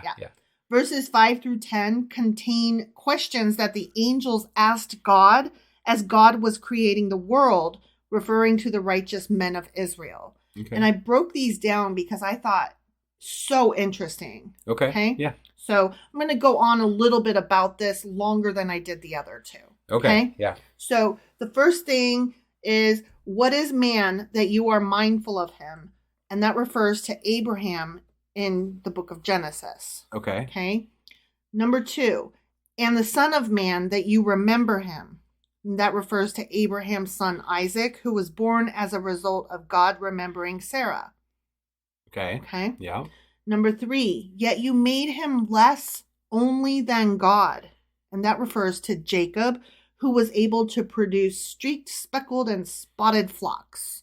Okay. And some of these are coming from not the Old Testament, or not the version of the Old Testament that we're reading, but the very Jewish right, but I do remember that bit where he made the different types right. of I'm just saying, like, or whatever they were. Right. I'm just saying it's referencing specific verses that are not in the book that we're reading. Right. Okay. Number 4, and have crowned him with glory and honor. That refers to Moses, whose face shone, and that's in Exodus. Okay. Okay. Number 5, you give him dominion over the work of your hands. And that refers to Joshua, who made the sun and moon stand still, from the book of Joshua. Okay. Number 7, you skipped 6. No. Yeah, you did. Oh, I did. You're right. I was looking at that. I'm like, what happened there? Damn. I don't know how to count. Yeah. I don't know how to number. Okay. So, it doesn't matter. I numbered them myself. Like, I didn't copy these. So we're just going to okay, number 6. Blah, blah, blah. Okay. Number 7. Okay. There is no number 6. Yeah, okay. Yeah. Okay. So number 7, you put all things beneath his feet. And that refers to David, whose enemies fell before him. And that was in the book of 2 Samuel. Sure. Number 8, sheep and oxen, all of them. And that refers to Solomon, who understood the language of the beasts. Remember that? Yeah. And that was in 1 Kings. Okay. Okay. Number 9, and the beasts of the field. And that can refer to either Samson or Daniel. Okay. Number 10, the birds of the sky. Now that refers to somebody that we haven't met yet. Okay. Or, no, I'm sorry. No, I was ahead of myself. That refers to Elijah. We know Elijah. He navigates the world like a bird, and he also received food from the ravens. Okay. And that was in 1 Kings. Okay. Okay. Number 11 is the one that we haven't met him yet. Got it. Okay. And the fishes of the seas. That refers to Jonah, who dwelled in the belly of a fish. Okay. You know Jonah and the whale? Yeah. That story? I know of the story, yes. Right. Okay, number 12. He traverses the ways of the seas, And that refers to the Israelites who walked through the sea on dry land. Right. That's from the book of Exodus. Right. And the last one, number 13. O Lord, our Lord, how glorious is your name in all the earth. Thus the angels concluded, and this is the bit that's added, do what pleases you. Your glory is to sojourn with your people and with your children. Okay? Yep. I just thought that was quite lovely. But that is not all.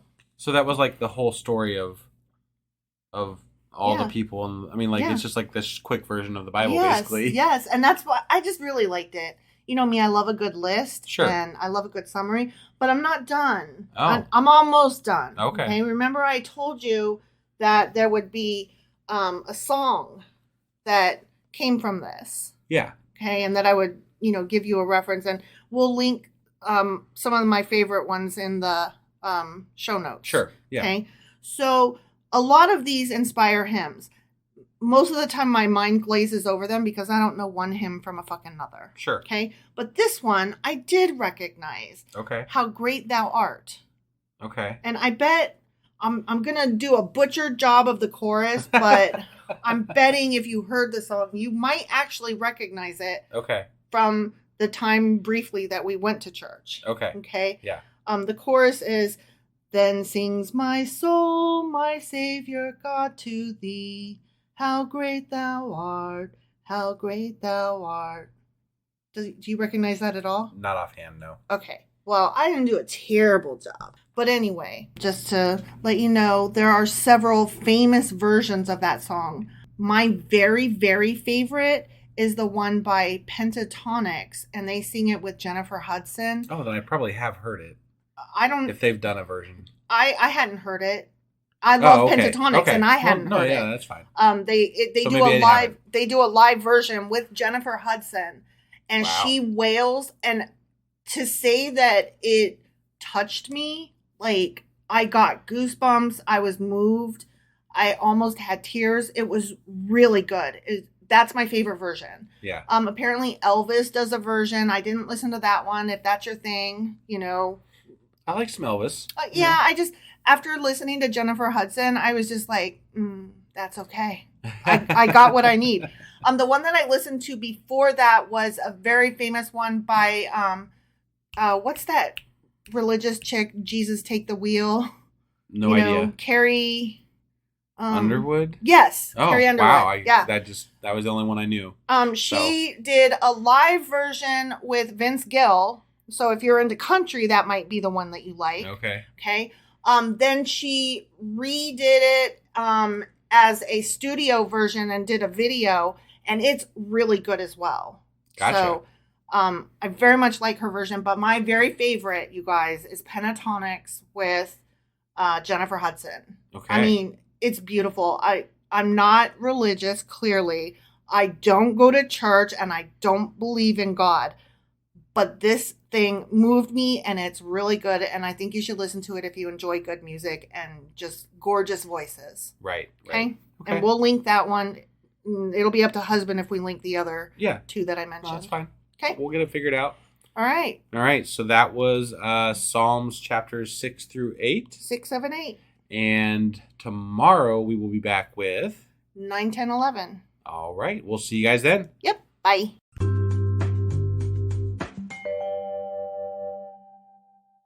Husband. Wife. Do you not remember what we did yesterday, but know where we are and what we're doing? Well, we're in Psalms, and David is writing a lot of shit that he didn't write. Exactly. That's basically what we're in. And we mentioned a lot of songs that came from one of the Psalms yesterday. Yes. And I hope that everybody had a chance to listen to every single version that I mentioned. Yeah, because I did post all the links. So I actually sent the Pentatonics / Jennifer Hudson one to my mom. Oh, yeah? And she goes, not my favorite version, but I do love that song. Because, of course, Pentatonics is a little... My mom loves Pentatonics. Oh, really? Yeah. I have a feeling it was because Jennifer Hudson. Okay. Because she hit a lot of various notes, and my mom doesn't like that quote unquote black music. Oh, yeah. Jeez. Yeah. Here I was like trying to bridge the gap, like, right, hey, you guys are Christian. This is a Christian song. Here's a hymn. Would you like to? And then she had to go and be kind of racist, slightly racist. Vaguely. Suspicious. Suspiciously racist. Yeah. That's a good term, actually. I like suspicious. You're suspiciously racist. Yeah. Like, I'm not quite sure that was racist, but I suspect it was. Right. Yeah. Yeah. All right. So we're doing a podcast. So yesterday we did Psalms chapters 6 through 7, 8. Yes. Yep. And today we're going to be reading Psalms 9, 10, 11. All right, let's get into this. Okie dokie.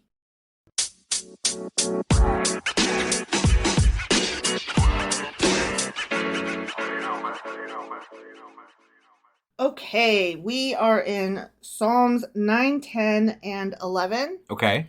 And for reasons I shall reveal in a bit, I'm going to read 9 and 10 together.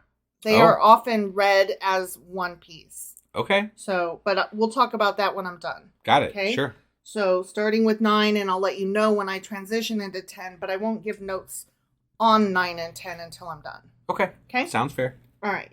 So Psalm 9, and there's instructions for the director of music to the tune of The Death of the Sun, a psalm of David. The tune of the Death of the Sun. The Death of the Sun. Interesting. Okay.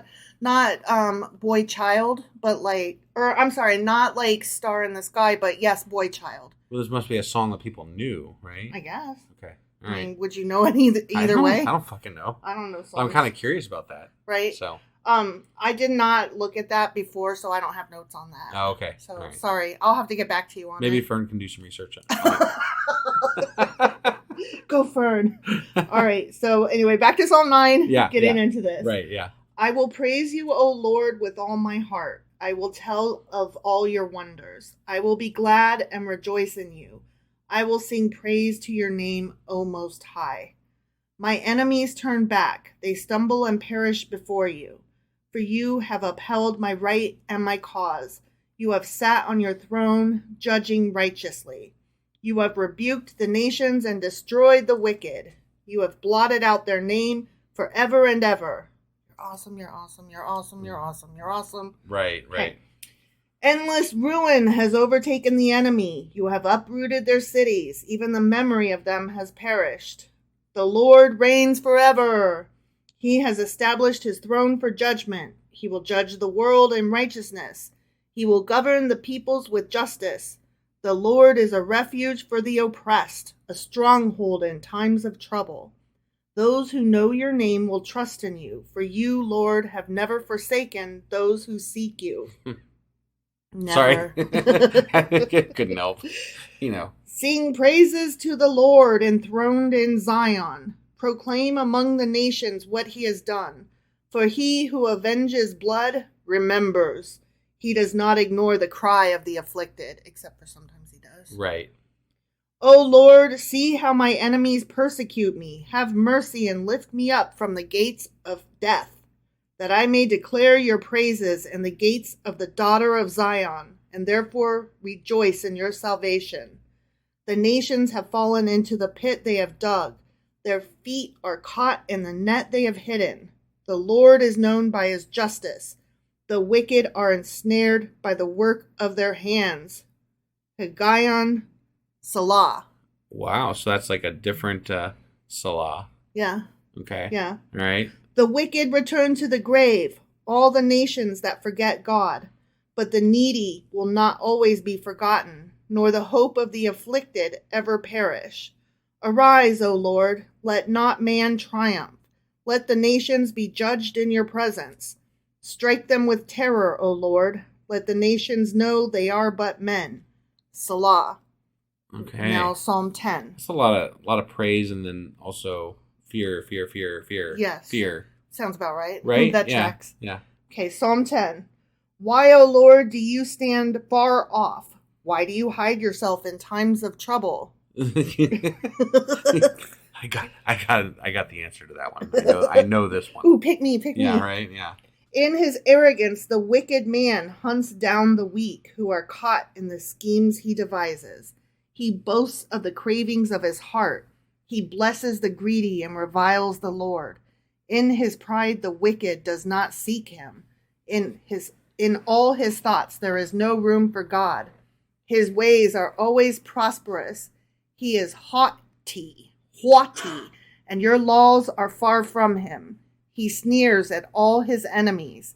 He says to himself, nothing will shake me. I'll always be happy and never have trouble. His mouth is full of curses and lies and threats. Trouble and evil are under his tongue. He lies in wait near the villages. From ambush, he murders the innocent, watching in secret for his victims. He lies in wait like a lion in cover. He lies in wait to catch the helpless. He catches the helpless and drags them off in his net. Okay. His victims are crushed. They collapse. They fall under his strength. He says to himself, God has forgotten. He covers his face and never sees. Arise, O Lord. Lift up your hand, O God. Do not forget the helpless. Why does the wicked man revile God? I mean, right. That answers its own question. Yeah. Because he's not, wicked. Right. And also God's not doing anything about it. So. Right. Why does he say to himself, he won't call me to account? But you, O God, do see trouble and grief. You consider it to take it in hand. The victim commits himself to you. You are the helper of the fatherless. Break the arm of the wicked and evil man. Call him to account for his wickedness that would not be found. That would not be found out. Sorry. Right. The Lord is king forever and ever. The nations will perish from his land. You hear, O Lord, the desire of the afflicted. You encourage them and you listen to their cry, defending the fatherless and the oppressed, in order that man who is of the earth may terrify no more. All right, that is the end of Psalm 10. So now I'm going to rush over here to my trusty little notes, and we're going to talk about Psalms 9 and 10. Okay? Yep.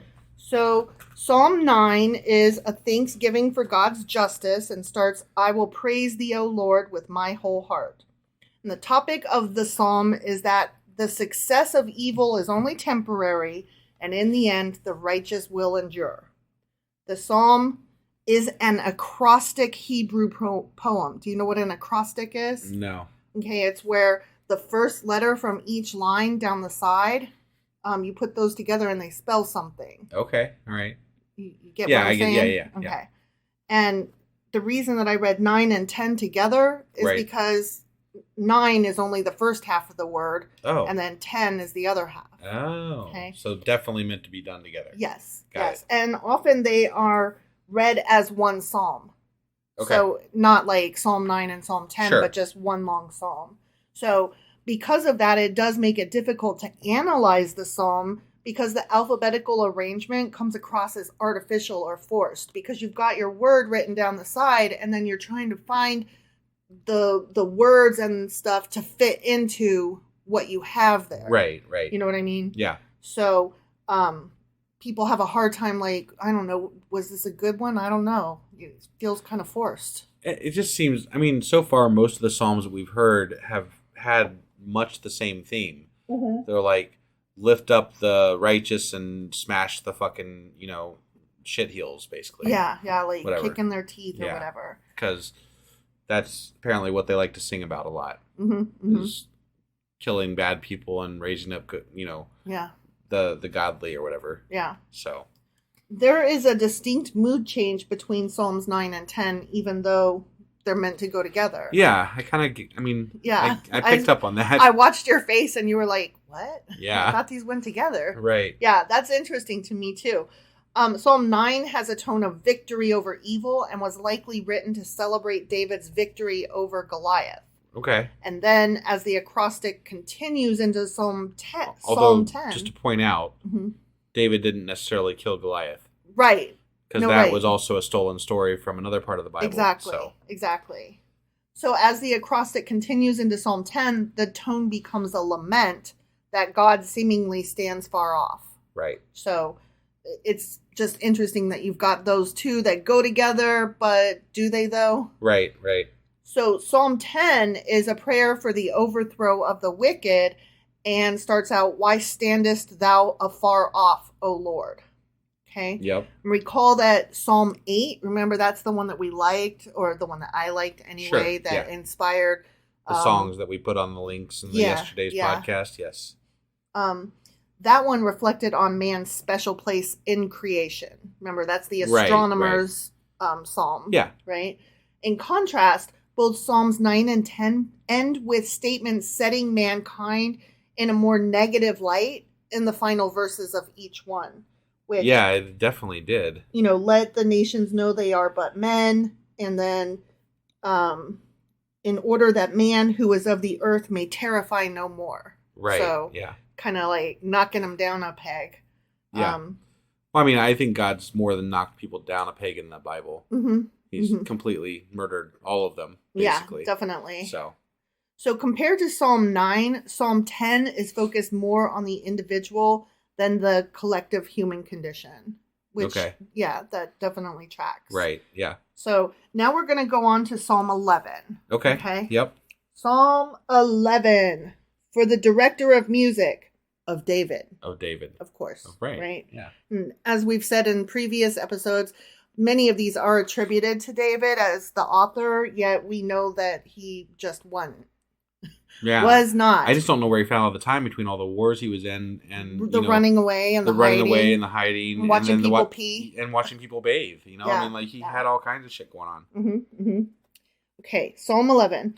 In the Lord I take refuge. How then can you say to me, "Flee like a bird to your mountain"? For look, the wicked bend their bows. They set their arrows against the strings to shoot from the shadows at the upright in heart. When the foundations are being destroyed, what can the righteous do? The Lord is in his holy temple. The Lord is in his heavenly throne. He observes the Son of Men. His eyes examine them. The Lord examines the righteous, but the wicked and those who love violence, his soul hates. Ooh, God hates people. He does. Okay. He does. We talked about how I feel about God hating people. Right, yeah. On the wicked he will rain. Fiery coals and burning sulfur, a scorching wind will be their lot. For the Lord is righteous, he loves justice. Upright men will see his face. And that's the end. Okay. Yeah. So let's talk about that now. Yeah. Okay. Sure. So Psalm 11 is the refuge of the upright. Okay. Yeah. And it starts out, "In the Lord I put my trust." Or, "In the Lord put I my trust." Sure. Okay. Right. Depending on which version you're reading. Yep. Its authorship, of course, is traditionally assigned to King David, but most scholars place its origins sometime after the end of the Babylonian captivity. Sure. Which is the case for most of these. Yeah. Right. This psalm is the personal testimony of persecution for those who have opted for the legal process. Okay. The psalm leads off with a question put to the writer's soul. Why should I flee like a bird to the mountains? Some see the fleeing as negative and running away rather than trusting in God. And that's because there's this, the psalmist instead resolves to trust God after that. Okay. Sure. Okay. But there's an irony because David often fled from Saul to the mountains. All the time. Right? Yeah. And in the long run, he became king anyway. So right. It's kind of like, And one of the most righteous dudes of the Bible or whatever. Yeah. Mm-hmm. And additionally, there is a contrast with Psalm 7, which is, a few ago, right? Yep. So the one we just read, Psalm 11, indicates the wicked shoot arrows at the righteous, right? Yep. But back in Psalm 7, God readied his bow and arrows for the wicked. Right, yeah. So we've got two opposing themes here. Yeah. So that was fun to read about and interesting to uncover. Right. Yeah. I'm.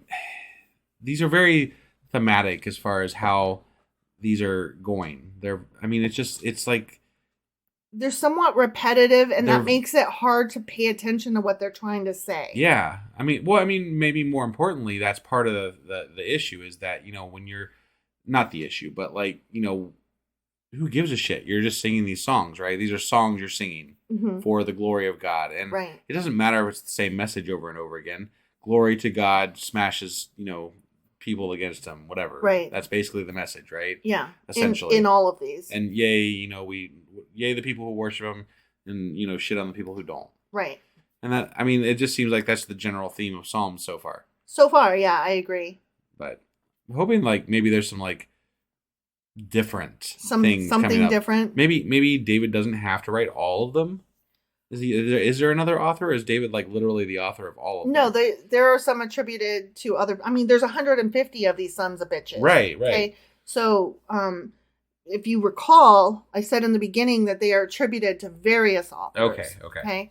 That's what I thought, but I wasn't entirely sure. Yeah. So. Yeah. What I'm going to do is reach out to some of my Christian family and ask what their favorite Psalms are and why. Yeah. So that I can add that to my notes as we come across them. Maybe we should ask our fans too. I was thinking that as well. So if any of you have a favorite Psalm, please share it and why. Yeah. Yeah. That'd be really cool. And I mean, why not in why do you like that? Right. I mean, why? Because I would like to like it with you. Right. And it's not that, I mean, just because they're in the Bible doesn't mean that you can't like certain aspects of what something is said. I'm still like thinking about Psalm 8. Right. Yeah. So you can like it and not, like, that doesn't have to be a mark on your atheistic or agnostic spirit or whatever. Sure. No, you can look at something, outside of yourself and decide that it means pretty. Something else for you or whatever, or that it's just beautiful as it is. Yeah. So that was Psalms chapters, 9 through 11. Mm-hmm. And tomorrow we'll be back with Psalms 10. No. This is so hard. This is really hard, you guys. 11, 12, 13, 14. We can't count. We can't. Well, also because like I'm looking at my book and I'm looking at my notes. Yeah. And I'm flipping back and forth between the two. Right. And, I'm also looking at where I get my notes from, as well as the version of the Bible online that I typically read from. Yeah. So I've got all of these different things like going through my brain, and then you just ask me like, what's the number? And you know how I am with numbers. No, yeah, you suck at numbers. I don't number. Yeah. Although I can tell you, just I just want to be clear here. I used to work for a company that no longer exists, and we used to have to drag things across to scan them. So instead, I would just memorize numbers. So like, I worked at a pet store, and we sold. It was a pet supply store. Yeah. So we had like pig ears and things like that, right? And so we had the UPC code. Okay, well, actually, this is something that everybody can check. No, because they've changed it since then. Damn it. But anyway, the UPC code for, let's say, Imes Chunks Mini was 19014-11120 because it was a 20-pound bag, and then the 111 and the 19014 was always the same.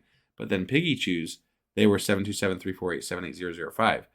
See, I have all this fucking shit in my head, and it needs to go. I mean, I remember when I lived overseas, and we had a APO, which is American Post Office, right? Yeah. Address. Yeah. And we had box 505.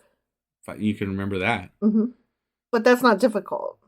Well, I mean, if I ask you the price of the milk that you just looked at 5 seconds after you looked at it, absolutely not. You will not recall it. Oh, we also lived in building 265E. Huh. Yep. Wow, I'm impressed. I was, 16 when we left. Right. Or no, I was 15 when we left. Okay. So yeah, that was quite a number of years ago.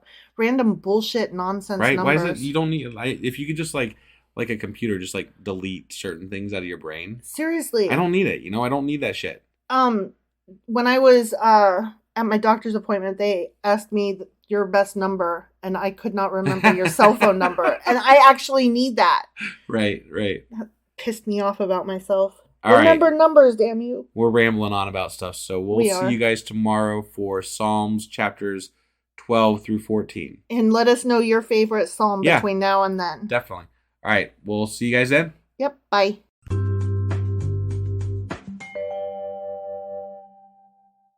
Husband. Wife. I won't ask, do you remember what happened yesterday? Because we're in Psalms. Because it doesn't matter. Yep.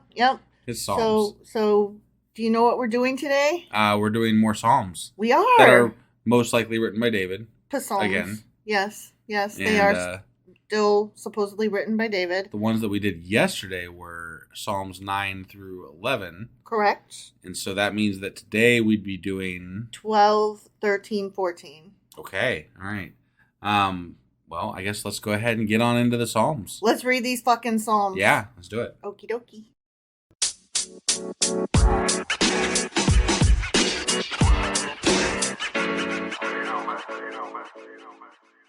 All right, let's get into these peace psalms. Peace Psalms. Peace out.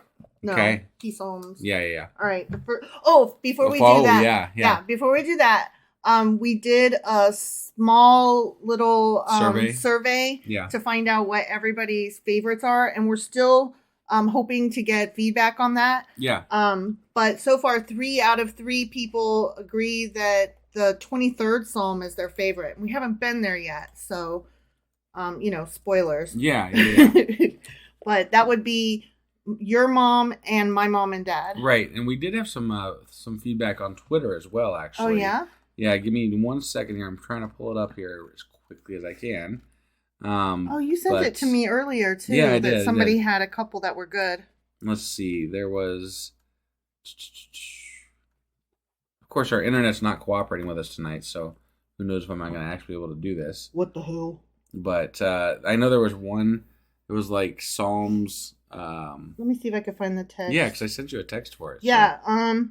It was Lucky Yimby said Psalm 133, and he said that there's some homoeroticism in there, and the way that everyone trips up trying to explain the quote-unquote godly meaning behind David's appreciation of oil slowly dripping off a man's beard and down his body. Yeah, that was good shit. Is a thing. Yeah. So I'm excited to get to that one. Right.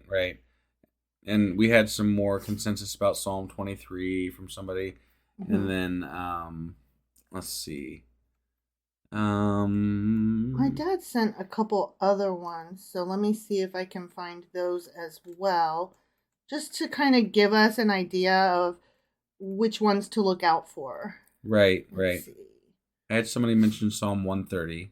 Okay. So, yeah. Dad, what did you say? And Psalm 35 was another one. Okay. So my dad said, in addition to 23, that 22 is pretty good, and 91 is right up there as well. Okay. All right. So we got a plethora of psalms to choose from. Yep. So something that cracks me up is, for those who don't know, we are atheists or some variation thereof. And my parents are like hardcore Christian, and somehow we try to maintain a relationship with them. Yeah. And it's fun where fun is not fun. And so I asked my parents what their favorite psalm was without them knowing that we are doing this podcast. Right. And I didn't want to get into a discussion about that. They kind of know where we stand. We definitely know where they stand. So I don't want that discussion. So my mom didn't just answer the question about which one was her favorite. She also let me know that she is really enjoying the Bible study that they're currently doing, because they're reading through 1st and 2nd Samuel, and they're reading the corresponding Psalms that David wrote. And I'm just trying to bite my tongue and not laugh at my mom or yell at her because he didn't write them. He didn't fucking write them. They were clearly written several hundred years later. Right. Several hundred years later. Yeah. So, but I wanted to bring that up because that is why we're trying to read the Bible. Yeah. Because we have people walking around saying stupid shit like that, and these are the same people that are making laws that are taking away the rights of the rest of us. Right. So I felt like it was important to explain. That's kind of the purpose of our whole project. Yeah. So just trying to read through it here. Yep. All right. We are on Psalm 12. Okay. Yep. And as usual, there's a little opening thing that's not one of the verses. It's an instruction, a super text, I believe they called it. Okay. For the director of music, according to Sheminith, a Psalm of David. Okay. Okay? Mm-hmm.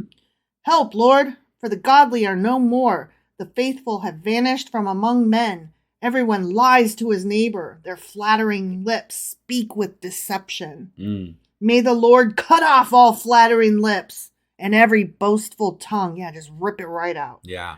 That says, we will triumph with our tongues. We own our lips. Who is our master? He doesn't like them duck slippers. No duck slippers for him. Mm-mm. Duck slippers is a reference to me being dyslexic Yeah. and accidentally saying duck slippers instead of dick suckers. Right, yeah. So, just in case anybody missed that. Yeah. Because of the oppression of the weak and the groaning of the needy, I will now arise, says the Lord. I will protect them from those who malign them. And the words of the Lord are flawless, like silver refined in a furnace of clay, purified 7 times. Oh, wow. Not 8. Yeah.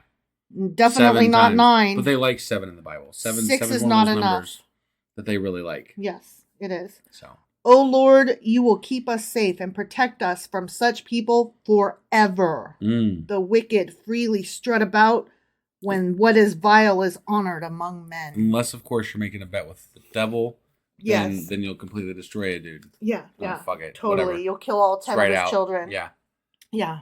So that's Psalm 12. Yeah. Let's see what it's about. It's referred to as a prayer for help against the wicked. Mm-hmm. And it starts out, help, Lord, for the godly man ceaseth, in the, what's that one? The King James Version. Okay. Yeah. It's a psalm of lament, and its authorship is traditionally assigned to King David, which we already knew from the super text, or supra text, whatever. Yep. As we know that is not true. There is a cry for help amidst evil men, followed by an answer to the cry for help, which is that God will arise and defend the poor. So I guess he's going to rip them tongues right out. I don't believe it. And that never really happened. That never happened ever. Yeah. He helped kings sometimes, according to the Bible. Right. But that was about the extent of his helping people. I didn't really hear him helping the poor a whole lot. No, because I was just going to say, well, there was that one old lady that got to have a baby, but no, that was Elijah. Yeah. I mean, honestly. Right. Or Elisha. One of those two. I can't remember exactly. I want to say it was Elijah. I don't remember. I just think his name is more fun to say. Yeah. So the theme of this psalm is man's sinful state, and like the 2 psalms before it, the ones that went together and formed the acrostic. Which, by the way, we didn't mention it in the podcast the other day, but what that spelled out was the Hebrew alphabet. Right. My apologies. I forgot to say that. Yeah, it didn't spell out a word down the side. It spelled out the Hebrew alphabet. Right. So that's why it didn't always translate real well. Yeah.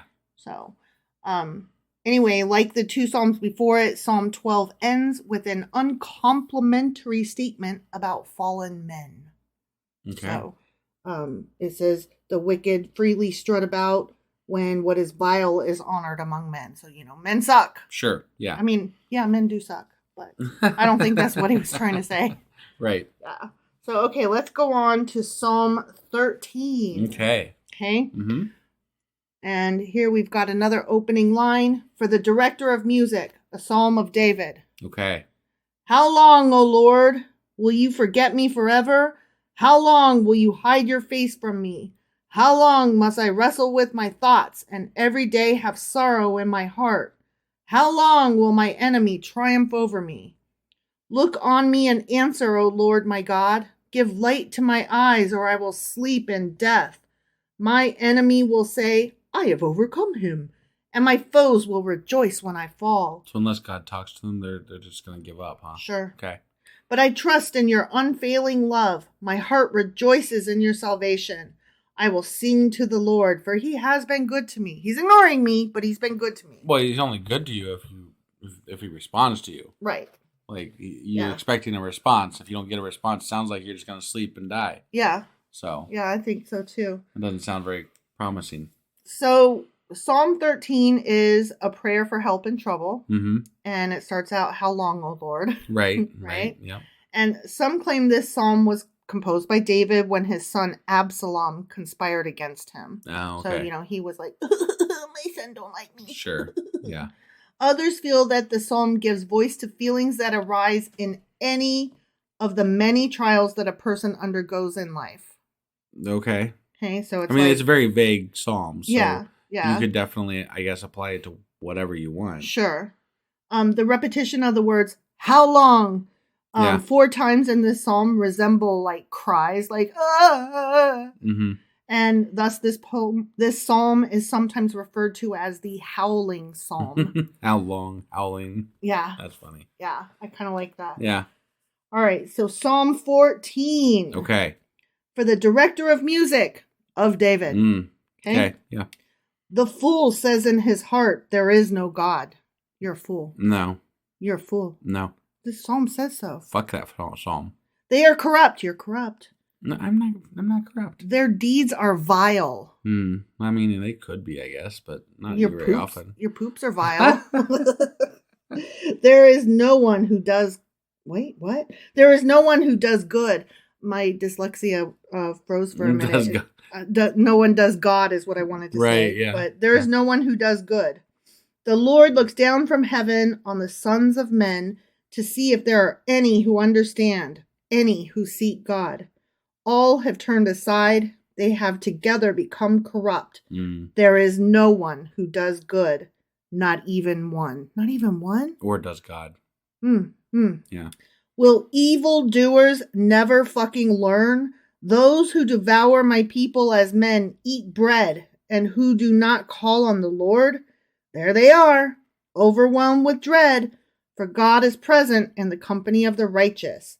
You evildoers frustrate the plans of the poor, but the Lord is their refuge. Oh, that salvation for Israel would come out of Zion. When the Lord restores the fortunes of his people, let Jacob rejoice and Israel be glad. Isn't that kind of redundant? Jacob and Israel, are they the same thing? They are. Yeah, they are. Okay, right. They are. But it depends on if you're reading it as like the character who did a thing or as the tribe who, allegory. Yeah. I got it. I don't know. It is weird that they would both be in the same sentence. Yeah. It's like they just want to be like, I know both names. Right, exactly. and then they threw in an extra Zion just for good measure. Right, yeah. Which I want to look that up and do a rabbit hole Q&A on Zion at some point because I'm not familiar with all of that stuff. Right. I feel like if you just chastise unholy people and celebrate righteous people, say God a lot, and maybe Israel or something, and Zion, and David, and praise God, then you just made a psalm. Yeah, and praise God. Right. Yeah, definitely. So Psalm 14 is about the folly and wickedness of men, and it starts out, the fool hath said in his heart, there is no God. So again, you're a fool. Yeah, whatever. So listen to this. I thought this was interesting. With minor differences, it is nearly identical in content with Psalm 53. Yeah. Okay. So that'll be something to look out for. You said they called me a fool. I got called a dog today on Twitter. You did? Yeah. Did you? Yeah. Tell me about it. Why'd you get called a dog? I forget. There was I forget what the exact context was, but it was hold on, I can find it here real quick. So was it meant to be funny, or was the person said the Bible isn't for you, and I said no, and why is that? It said same reason it's not for dogs. Oh damn! I'm like, oh, burn. You evil dog. Yeah, right? I'm like, what dude? They're like, you're such a fucking piece of shit. Get saved, motherfucker. Like, that doesn't sell me. And he kept yelling at me for a little bit, and then he was like, and clowns like you, and I'm just gonna mute you, and blah, blah, blah. And I'm like, I sent an emoji with like a single tear going down. I'm like, oh, I'm so sad. I don't ever understand the concept of I'm gonna scream at you and cuss at you and call you names and tell you how disgusting and horrible you are. Would you like to go to church and get saved? Right, yeah. Like that. Well, no. You and I, we're worse than the worst. Okay. Because we are like, we have never had God, and we claim we will never have God. Right. There are some people who are former Christians. There's still some people that think that they can bring them back to the fold. There's like levels of shittiness. Well, like there's levels of what you're deemed. Like if you do not bend at all, they're like, you're the shittiest, and you just can't understand. You have been banned from understanding so by God. They're not even trying to save us anymore. They're just No, nope, you're going to hell. Don't worry about it. Right, yeah, there's no chance for us. Well, and then I'm like, so if I'm going to hell, don't worry about it. Why are you worrying about it? Right. Like, what are you doing either here, way, man? Like, what are you either doing? way, like either you're trying to save my soul and you're going about it really wrong, or by your own words, I'm condemned to hell forever and ever. In which case, go you, yay, you win, I lose, so go away. Apparently, something in Matthew lets him judge me, but I find that. I mean, just in the book that we just got done reading, Job, God's like, you don't know what I would have said. You don't know my heart. Like, why are you speaking for me? Yeah. So I'm like, you probably don't want to do that, dude. You don't want to judge me because I need to fucking not laminate. Your place, really. I need to laminate that little section and whip it out of my pocket and be like, hold on. Right. I got to say something real quick. Yeah. All right. So Psalm 14, the folly and wickedness of men, and there is no God, and you're a fool. Okay. Mm-hmm. And it's nearly identical to Psalm 53. I thought you already covered all this. I did, but there were two more little points. Oh, okay. I was recapping to get to where I was. I interrupted there. Got it. Okay. Yeah. So David is telling the audience that, guess what? It is foolish to not believe in God. Did you get that from it? Sure. Okay. And some verses of Psalm 14 are quoted in the book of Romans, which I believe that's in the New Testament. I could be wrong. I don't know. Fucking know. I could be wrong. I don't fucking know. What do I know? I mean, shit, man. We haven't got there yet, so right? Why Spoilers. would we know? Here, let me right. Let me just take a real quick peek. Where are we at? Let's see. That is in I thought it was the Romans or the New Testament, because something blah blah blah. Surely somebody's got us covered over here. Yeah, come on, guys. Hold on, I gotta go back over. Where the hell am I? There I am. Da, da, da, da, da, da, da, da, da. How great thou art. Yeah, I don't know. It is. It's New Testament. Boom. Okay. Perfect. It's Matthew, Mark, Luke, John, Acts, and motherfucking Romans. There we go. How about that? There we go. I knew some Bible today. There you go. Awesome. That makes me really happy, actually. And I was compared to a dog, so yeah. I guess that's the way this day went. Yay! We got anything else today? That's pretty much it. These Psalms, I mean, on the one hand, like, they're kind of cool because they're just little poems and, whatever. Yeah. But then on the other hand, it's like they're kind of lame. Yeah. They are. I mean, I don't want to be hurtful. They're cheesy. Yeah. Like they're in the simple. grand scheme of things, they're cheesy. They're kind of simple. Yeah. Well, I'm not like super big they're thousands into of year poetry. Old poems, Yeah. So whatever. It's just I'm not super big into poetry in the first place, so especially when they don't rhyme. Either when they don't rhyme or like when they do rhyme, but then you're using words like, so how is the weather? So happy together. So birds of a feather. Right? Like, sure. That is like fake rhyming. That is like whatever words will go here, ever, thither, mether, dether, going through the alphabet to rhyme. Like, I hate those kind. Yeah. I did like, what was her name? Is it Amanda Gorn? The poet laureate. Oh, yes. Oh, my God. I think that I might be butchering her name. I can't remember exactly. No, I know exactly who you're talking about, though. When at Biden's at the inauguration. And yes. I've heard some other stuff by her. She's amazing. She is an amazing poet. Yeah. And so I don't want to say like I'm against poetry altogether. There's obviously good stuff out there. She's amazing. Yeah. I could listen to her all day. She's very passionate, and her stuff like sometimes rhymes and sometimes doesn't, but it like has such a great rhythm. I really like her stuff. Yeah, no, definitely. All right. Well, we have anything else to cover today? Nah, I just wanted to ramble a bit. Yeah, I figured. Because these are short, because Psalms.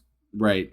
So that's pretty much all we got then. That's all we got then. Psalms chapters 12 through 14. Correct. And tomorrow we'll be back with Psalms 15, 16, and 17. Sounds great. We'll see you guys then. Okie dokie.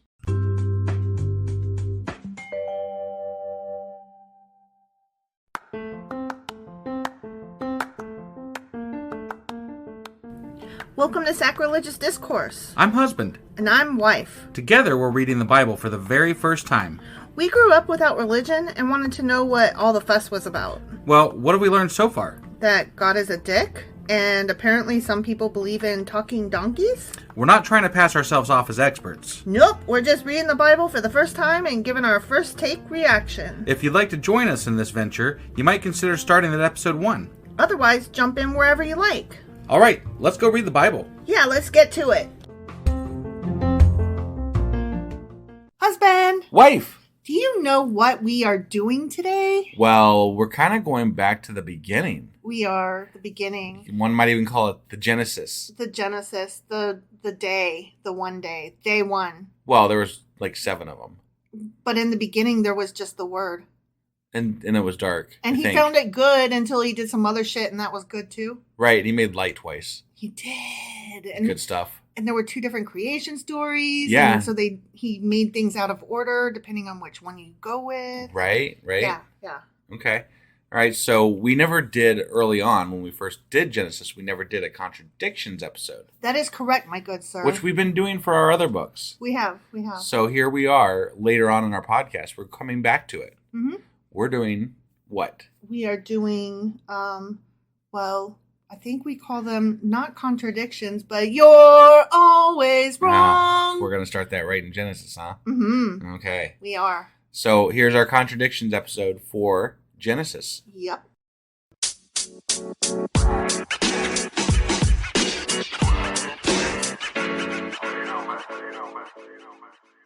Okay, so we are doing our Genesis. You're always wrong. But I mean, I can be right. Nope, you're never right. Please? Nope. Just this once? Not even a bit. Ah. But I am going to say a couple things before we get started. Just a couple? Yeah. Okay. Okay, for one thing, the site that I use for these contradictions, there were 83 potential. Holy fuck. That's why it took me so long. And this is just within Genesis? Yeah, as compared to the rest of the Bible, God. Not just contradicting itself, but contradicted against other books. Okay. Contradictions throughout. Got it. Know what I mean? Yeah. But we haven't read all the other books. Right. So that's what I'm saying. It started out with 83, and I narrowed them down to, I think, 24. I'm not going to scroll all the way down there. Okay. Anyway, like about 25 questions. Got it. Okay. Got it. Yeah. More than that, though, the questions that I skipped were not only the ones that come from books that we haven't read yet. I also skipped ones that were like, how old was so-and-so when they entered this land? Were they 33 or 34? I don't fucking care. Right, yeah. And I could just as easily make that contradiction. Sure. So I don't know. I skipped kind of some of that. And then there were a couple others that we had kind of mentioned at the time that were like, I don't really feel like that's necessarily a contradiction so much as record keeping bullshit. And who was so-and-so's dad? Was it this guy or that guy from these countries? And I couldn't remember either of them, so I knew that you wouldn't. So obviously, who cares? Right. So I'm letting it be known that there are other questions. I narrowed it down to these 24, 25. Sure. So, yeah. With that being said, number one. When was heaven created? Do you want multiple choices? Yeah. Okay. It was either in the beginning, or it was on the second day of creation. Which one? I'm going to go with in the beginning. Right. Obviously, that's where you should stow. Sure. Stow? Go. Stow it. Yeah. Because Genesis, chapter 1, verse 1, the very first sentence of the fucking Bible. Right. In the beginning, God created the heaven and the earth. Right? Yeah. So you would think that that's the correct answer, but guess what? That's not it. You're always wrong. Or it is it, but it's also this. Because on the second day of creation, God said, let there be a firmament in the midst of the waters, and let it divide the waters from the waters. And God made the firmament and divided the waters which were under the firmament from the waters which were above the firmament. And it was so. And God called the firmament heaven. Yeah. And the evening and the morning were the second day. Okay. And that is also in Genesis chapter 1, just a few verses later. Got it. So fuck off. Yeah. Okay? Yep. Number 2. 2. When did God divide light from darkness? Do you want some multiple choice? No, it was on day 1 and day 4. Did you just look at my No. list? Oh, you remember? I know that, yeah. Oh, wow. Yeah. You can't. You have to pick one. Okay, fine. It was day 1. Okay. So, yeah, on day 1, still in Genesis chapter 1 here, God divided the light from the darkness, and he called the light day, and he called the darkness night, and the evening and the morning were the first day. Okay? Yeah, got it. Yay. Mm-hmm. But also, you're always wrong, even though you tried to make it not so because you guessed both of the answers, but you're still wrong. Yeah. Okay. Yeah. Just making sure. Sure. Okay. God made 2 great lights, the greater light to rule the day and the lesser light to rule the night, because that's how science doesn't work, to divide the light from the darkness. And God saw that it was good, but it wasn't really. And the evening and the morning were the 4th day. Got it. So yes, it was both at once. Yeah. So I guess on that one, you were right. Okay. But not really. Oh, no. I'm clipping that shit. Nope. Nope. That's why I mumbled it, so it makes a lousy clip. Number 3, when were the stars made? Okay, wait. It makes me think of the movie Ghostbusters, where she goes, "Is it a star?" at the very beginning when, Peter Venkman is testing the subjects, trying to test for ESP, and he shocks the guy, and right. Yeah. He tells the girl, "Clear your mind." Yeah, and I got it. Yeah. Is it a star? So when were they made? 4th day? Well, you would think that, because it does say that on the 4th day of creation, after the earth was made, in the beginning, God created the heaven and the earth in Genesis verse 1. Shut up. Chapter 1, verse 1. Yeah. Okay. And he made the stars also, and God set them in the firmament of the heaven, and the evening and the morning were the 4th day. Right. Okay. Yeah. But also, you're always wrong. Okay. Because it happened before the earth was made. Oh. Where wast thou when I laid the foundations of the earth, when the morning stars sang together? And that was just in chapter Job. Yeah. But how does that mean that it was done before the earth was made? Because he laid the foundations of the earth and then the morning stars. Okay. Yeah. I don't know. That's not real clear. I don't think. That's not real whatever. clear. I probably shouldn't have included that, but I just wanted to because I really liked the whole morning stars singing together. Sure. And I also liked that we just read Job. Sure. Okay. So all right. It just felt good. Yeah. Okay. I got it. But yeah, I won't say that you were wrong on that one because it's a dumb question, but I certainly won't say that you were right. Okay. Okay. Yeah. Number 4, how many gods are there? Well, there's countless gods. Are there? There are. And even Yahweh technically is multiple gods because Elohim and all that wonderful shit. Yeah. There are several gods. In the book of Genesis, God uses a plural pronoun to refer to himself, herself, itself, themselves, whatever, implying that there is more than one God up there. So, like in Genesis, he says, "And God said, let us make man in our image." And then further on in Genesis, "And the Lord said, behold, that man has become as one of us to know good and evil." And then later on he says, "Let us go down there and confound their language." So, yeah. The Old Testament God is a God of gods who is worshipped by other gods. Okay. So in Deuteronomy, we've got, "For the Lord your God is God of gods and Lord of lords." Yeah. And also he's better than the other gods. Of course he is. Because, yeah. Yahweh, Elohim, whatever. Yeah. In Exodus, we've got, "Who is like unto thee, O Lord, among all the gods?" Yeah. And also, "Now I know that the Lord is greater than all gods." And also, still in Exodus, "Thou shalt have no other gods before me." But this is, by the time we got to Exodus, though, this is when they were talking about other gods. Like, there's like these other gods that exist out there, and they were kind of like localized demigod type things. Yeah. But still, sure. How many gods, Right. No, there's lots a of bunch. gods. There's a bunch. Yeah. The Hebrew God judges the other God, and there's all kinds of stuff about that. And he's a jealous God. He's jealous of other gods. Definitely is. So, there's all kinds. Oh, and if you give God glory, he'll go easy on you and all your other gods. You know? Okay, yeah. And these are all like in the early parts of the Bible, except for the one that I just said is in 1 Samuel. So even as far as 1 Samuel, he was like talking about other gods. Wow. And in first.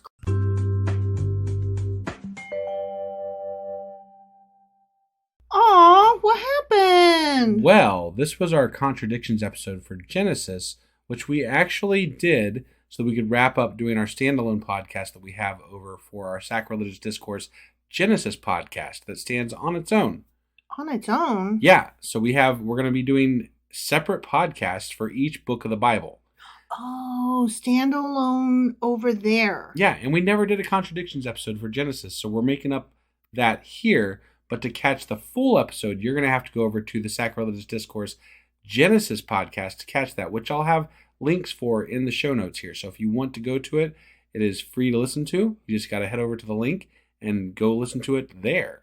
Over there. Over there. Not here. Not here. Okay. Thanks, guys.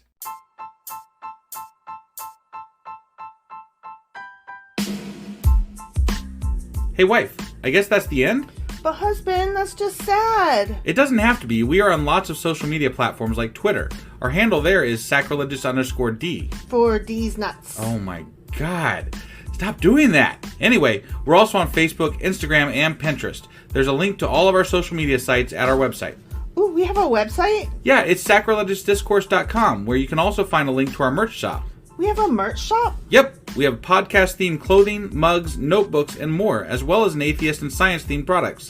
Wow, our fans should really go check that out right now. Definitely. They can get in touch with us by sending an email to sacrilegiousdiscourse@gmail.com. But before they do that, we could really use some help. Oh yeah? With what?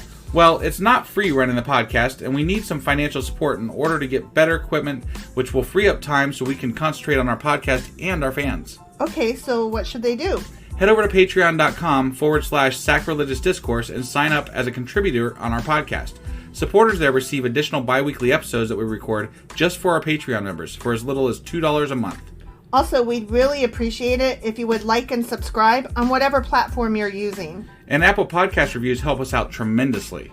Like and subscribe. Leave an Apple review. Join us on Twitter. Support us on Patreon. That's a lot of instructions. Don't forget to say thanks. Thanks. Okay, bye.